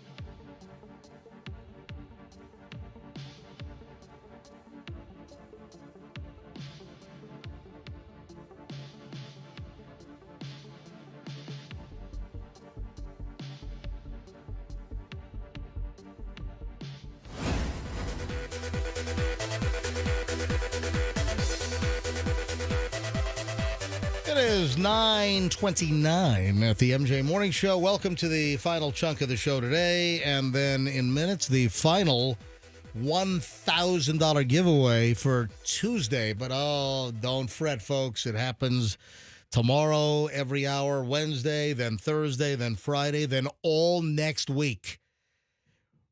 By the end of the next giveaway, we will have given away $8,000 in just 2 days here on the MJ Morning Show. We've already given away $3,000 this morning. We'll give away the fourth $1,000 prize in minutes with the MJ $40,000 money heist. 2 weeks of $20,000 a week, every hour. All MJ Morning Show listeners, you hear everyone, every winner. You hear who they are, where they're from. Sometimes I even ask them, where they work, all kinds of stuff. So you could be the next $1,000 winner next. Hopefully you know who won last hour. That's the only prerequisite is you got to be the right number caller, and then you have to know the previous hour's winner. Hey, Froggy, did you get a haircut and, buzz? Are you bald? Hold on. Take your hat off. No, I don't want to. No, take your hat off. No. Dude, you are shaved bald. Oh, Froggy got a very, very, very big haircut. My hair was very long. But hold on. There's hair on top. Yes. When you take the hat off, but if you look at the sides and the back, it almost looks like you're shaved, nearly bald. Where's the broom in here? I'll move the broom. I got to clean up the stupid sand that Fester dropped. Dude, you broke the broom last time. You threw a tape dispenser, and it exploded, and the sand inside the tape dispenser went all over the room. Look, I'm a mountain sand dancer. Ooh, that noise. Stop it. Yeah. Ooh, I thought you liked that ASMR stuff. No, not that one. That's like nails on a chalkboard. So, Froggy, you realize that you cannot do this destructive stuff when we have our new studio. Why not? You just build a stronger studio. No. I need it to be reinforced to handle me. No, you're not going to wreck our new studio. We need seriously. a wet day. I'm helping it come along faster, if anything, by destroying this one. If you wreck the new studio or do any damage, I'm going to fire you. Oh, God, I'm going to do it on the first day. But seriously, I need a broom. All right, this story's floating around. I'm not buying it. This is allegedly a former White House aide in the Trump administration who claims that he hands fake movie money to homeless people. So when they go use the money thinking it's real, they get arrested for using fake money. Why That's a good one. First of all, I don't believe the story. I think this is completely made up. I think it's a totally jacked up, made up story. Here's some audio. Listen to the guy. The guy's name is Fester. What's this guy's name? Guy's name is Johnny McEntee. And I guess he used to work for President Trump. Yeah, but he's known for making this crazy off-the-wall content.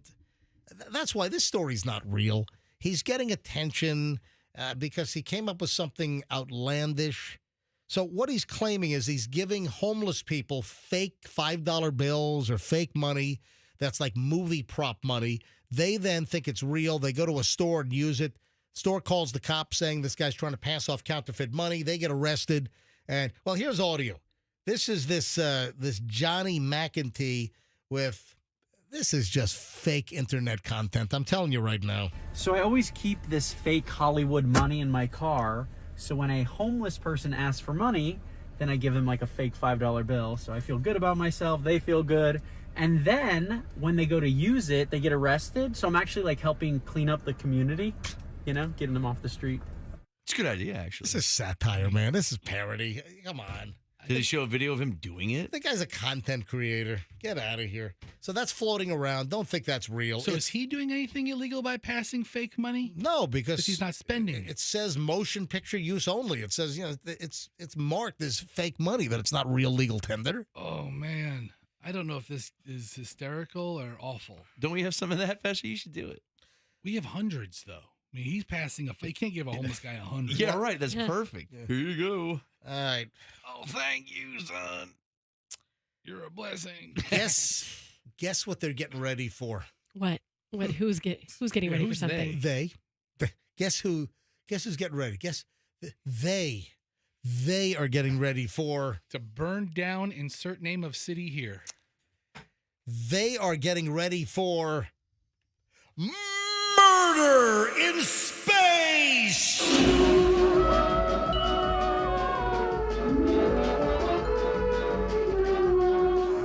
Okay, if you try to shoot a bullet in someone in space, doesn't it the gravitational pull isn't enough to keep it on its proper trajectory, so you might be harder to aim and hit them. No, if you're in the International Space Station, you pull out a Glock or a SIG and you fired at someone, the bullet doesn't go. Ooh. No, it's gonna hit them. If it goes through them, it travels forever. Yeah. All right. They are getting ready for murder. Okay, we don't need this. Yeah, in all right. Space. Do you like Murder in Space with Star Trek or Star Wars better, by the way? If you say it that way, I don't like it either way. Just the music will work. An expert with crime scene investigations is saying that it's going to happen, that murder in outer space is inevitable, and they're studying space murder already and how to deal with space murder. It's like the CSI guys. I mean, eventually everything's going to happen inside that International Space Center or whatever. Oh, they're going to murder somebody on the moon and push him in a crater. I don't think. You know what they're going to do? They're going to have CSI outer space. Yeah, and aliens could be murdering people, or what if a human murders an alien? CSI outer space. I don't think they understand the gravity of what they just did. MJ Caruso coming out with a bang. Look at that. That's good. You got one? No, not better than that. No, that was Okay, it. all right. Yeah. All of mine are earthbound. No, but seriously, there's a detective, Zach Kowalski. He works in Roswell, Georgia's police department, and he says it's going to happen. There's going to be murder in outer space, and they got to get ready for outer space crime scene. They get like special crime scene tape. They don't even need to tape it. They just string it out. It stays. Hey, if you pull your Just pants, stays right there. If you pull your pants down on the moon, do they call it an Earth? Nice. You Stephen Wright. All right, currently there are 7 people on the International Space Station. Right. If one kills... Who's up there right now? How could they not You know kill what? each other? A bunch of names I really can't pronounce. The commander right now at the ISS is Andreas Morgensen. Okay, I can I'm pronounce going to kill someone. So let's say Andreas Morgensen kills Konstantin Borisov. Yeah, let's say they have a. Yeah, he's a Russian. Let's say they're playing, canasta. Yeah. And they have a fight, and he chokes him out. Where do you try this guy? What jurisdiction is he in? There's international law on Earth, but what about space? Yeah. Maybe you can get away with it in space. Oh my God. He shot him in the crotch in outer space.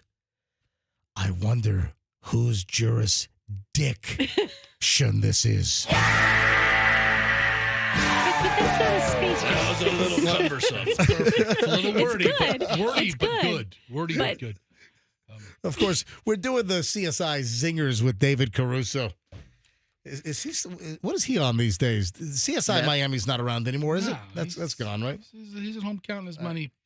Yeah. Getting treatment for his folks. Get ready. Minutes away from the last $1,000 of the day here on the MJ Morning Show. Let me hit a couple of loose ends here.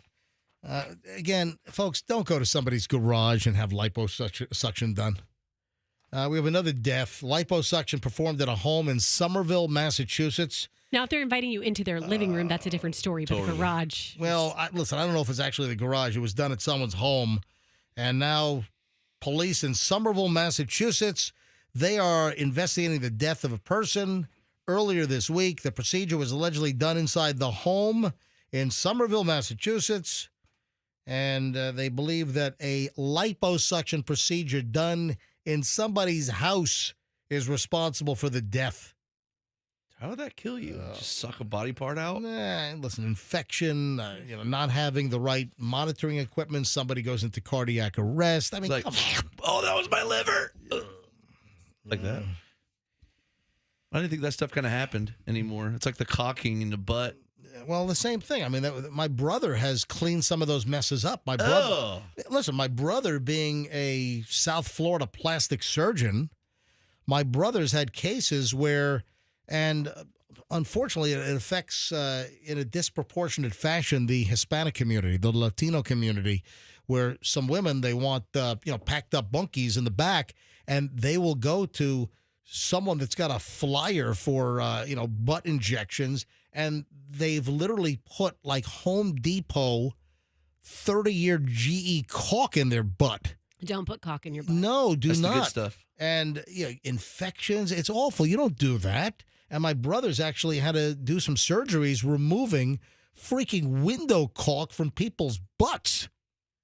Because they thought they were getting a butt enhancement. Could he reuse the caulk to, tighten up the office? No, to get rid of that pesky draft. Yeah. No, I think it's hardened up. I don't think it's good. We need this cock. Yeah. All right, 9:40 at the MJ Morning Show. Let's give away the final $1,000 today. Yes. How would you like $1,000 right now, my friends? Yes. It is the MJ Morning Show $40,000 money heist. Your chance to grab your share of the loot, $1,000 a pop. It's 40 winners over 2 weeks. This week brought to you by Lucan's Wine and Spirits, locations all over the Tampa Bay area. Make Lucan's your choice when you need great wines and spirits. Lucan's, $1,000. Final one today. This is the 9 o'clock hour. We need caller number 55. 55. This is car 55. We're in a truck. John Candy, Blues Brothers. All right, so caller 55, 800-990-1047. 800-990-1047. Caller 55, know last hour's winner's first name, and you win $1,000 right now with the MJ Morning Show Money Heist. And Andrew is busy screaming away. We had the story about the homeless trick with the fake money, which I don't believe the story. This is real. And I'm like, what? Do you know in San Francisco, they have a $5 million a year program to give free alcohol to the homeless? I've heard about that. What? I mean, I've heard of San Francisco having places where you can They're called wet houses, I think. openly, do drugs so you don't have dirty needles. I mean, I've All right, listen, we've heard about the needle exchanges, Yeah. which, that there are arguments for and against that. The whole thing with the needle Sure. exchange is that if they're going to shoot up, you're not going to stop them, but they're using clean needles and they're not going to get, AIDS, Hep C, whatever, by using a dirty needle. So we've all heard about that, but really? Giving out $5 million of free alcohol in San Francisco? I saw a documentary called Wet House. It's on YouTube. Yeah. And it's about all these homeless alcoholics, and this place weans you off of what they're drinking by giving you small glasses of wine every hour. And so they have to line up in a line and wait for their little glass of wine. And at the end of the day, it turns out to be 3 bottles of wine. They're all having. Are you And at the end serious? of the day, they're all fighting. They're like, oh, give me my glass of wine, son of a bitch. What the hell? It's called Wet House. It's really good. What the hellity hell? All right, anyway, so listen, I'm going to be in line at my methadone clinic later today. That's awesome. Good for you. After we go get, I'm kidding. I'm not. I'm not on methadone, folks. Yeah, we know. All right, Andrew should be at caller 55 soon, and then we can shut things down. I don't think there's anything essential that I can't save till tomorrow. Rox, did I miss anything that was in your pile that we didn't get to while we wait to get caller 55? If it's in my pile, it can spill over till tomorrow. I don't think it's anything to worry about. I told you guys, I texted you last night and asked you if anyone knew what a pocket. What did I say? Pocket pal. Pocket pal. Yeah, Anybody know what a pocket? we get a group text from Roxanne. She's, does anybody know what a pocket pal is? And I thought it was like a rodent that lives in your pocket. Have you heard of it, MJ? I remember Polly Pockets were a little toy when my kids were growing up. So quickly, because I got to grab 55. We're at dinner, and I yelled at Daviana, and she said, "What are you going to do? Make me your pocket pal?" And I was like, "What is that?" What and does I guess that mean? it's a preschool term where if you get in trouble in preschool, I don't know if you have to stand by the teacher's You know what? pocket. That sounds like. Doesn't it kind of sound like a prison term? Yeah, I had a friend in prison, and when he had his pocket pulled out and somebody was holding it, that was his pocket. That sounds shady. It sounds creepy.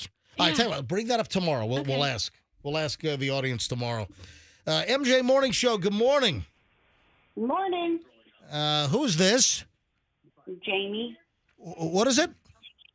Jamie. Can you spell that for me, please? Jammie. Jammie. I like it. Jamie, why are you calling the MJ Morning Show? For the $1,000. Yes, it's the $40,000 MJ Morning Show money heist. Now, Jamie, you are caller 55. Oh my God.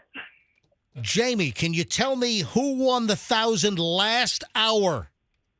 Ernesto. That's right. Yes! Oh my God, yes. You got it. You won $1,000. Oh my God, thank you so much. Well, thank Lucan's Wine and Spirits as well. Oh, that's so awesome. Congratulations, Jamie. And let me make sure I have the spelling right. It is Jammie, right? Yes. Well, Hold on. hold Is on. it N like Nancy or M like Mary. No, Mary? it's Okay. M. No, All no, right. I clarify that. Okay, I heard it wrong. I'm sorry. It's Jamie, Jamm, Mary, or Mike. Now, don't think that was the name of the winner. Yeah, it's Jamie. Okay. Hey, Jamie, where are you calling from? Mulberry. Oh, wow. Fantastic.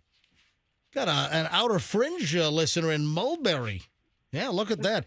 Jamie, congratulations. $1,000 is yours from the MJ Morning Show. And thanks to Lucan's Wine and Spirits for making this possible as well. So, Jamie, everyone's going to need to know your name tomorrow morning for the first $1,000 at 6 a.m. Awesome. Thank you so much. Jamie, hold the phone, and Andrew's going to get all your information, okay? Okay, thank you. All right. That's another $4,000 today. So Monday and Tuesday, we've given away $8,000. We have another $12,000 to give away Wednesday, Thursday, and Friday, every hour on the MJ Morning Show with the Money Heist. thanks to Lucan's Wine and Spirits. And with that, we're done. We're out. So, Fester, we're going to Brocato's. We are. I'll meet you there at 11 o'clock. All right. Well, maybe a little later. What? Hang on. We'll coordinate the time. All right, we'll figure it out. Maybe just a shade later, okay? I can't believe you've never been. I've never been. This will be my first time eating at Brocato's sandwich shop later today. All right, 9:46, folks. We'll see you back here tomorrow. Have a great day. The MJ Morning Show exclusively on Q105. If you need to email me, I'm MJ at mjmorningshow.com. And my Instagram, my DMs are open. I'm Certified MJ Radio. And till tomorrow, let's be careful out there, folks.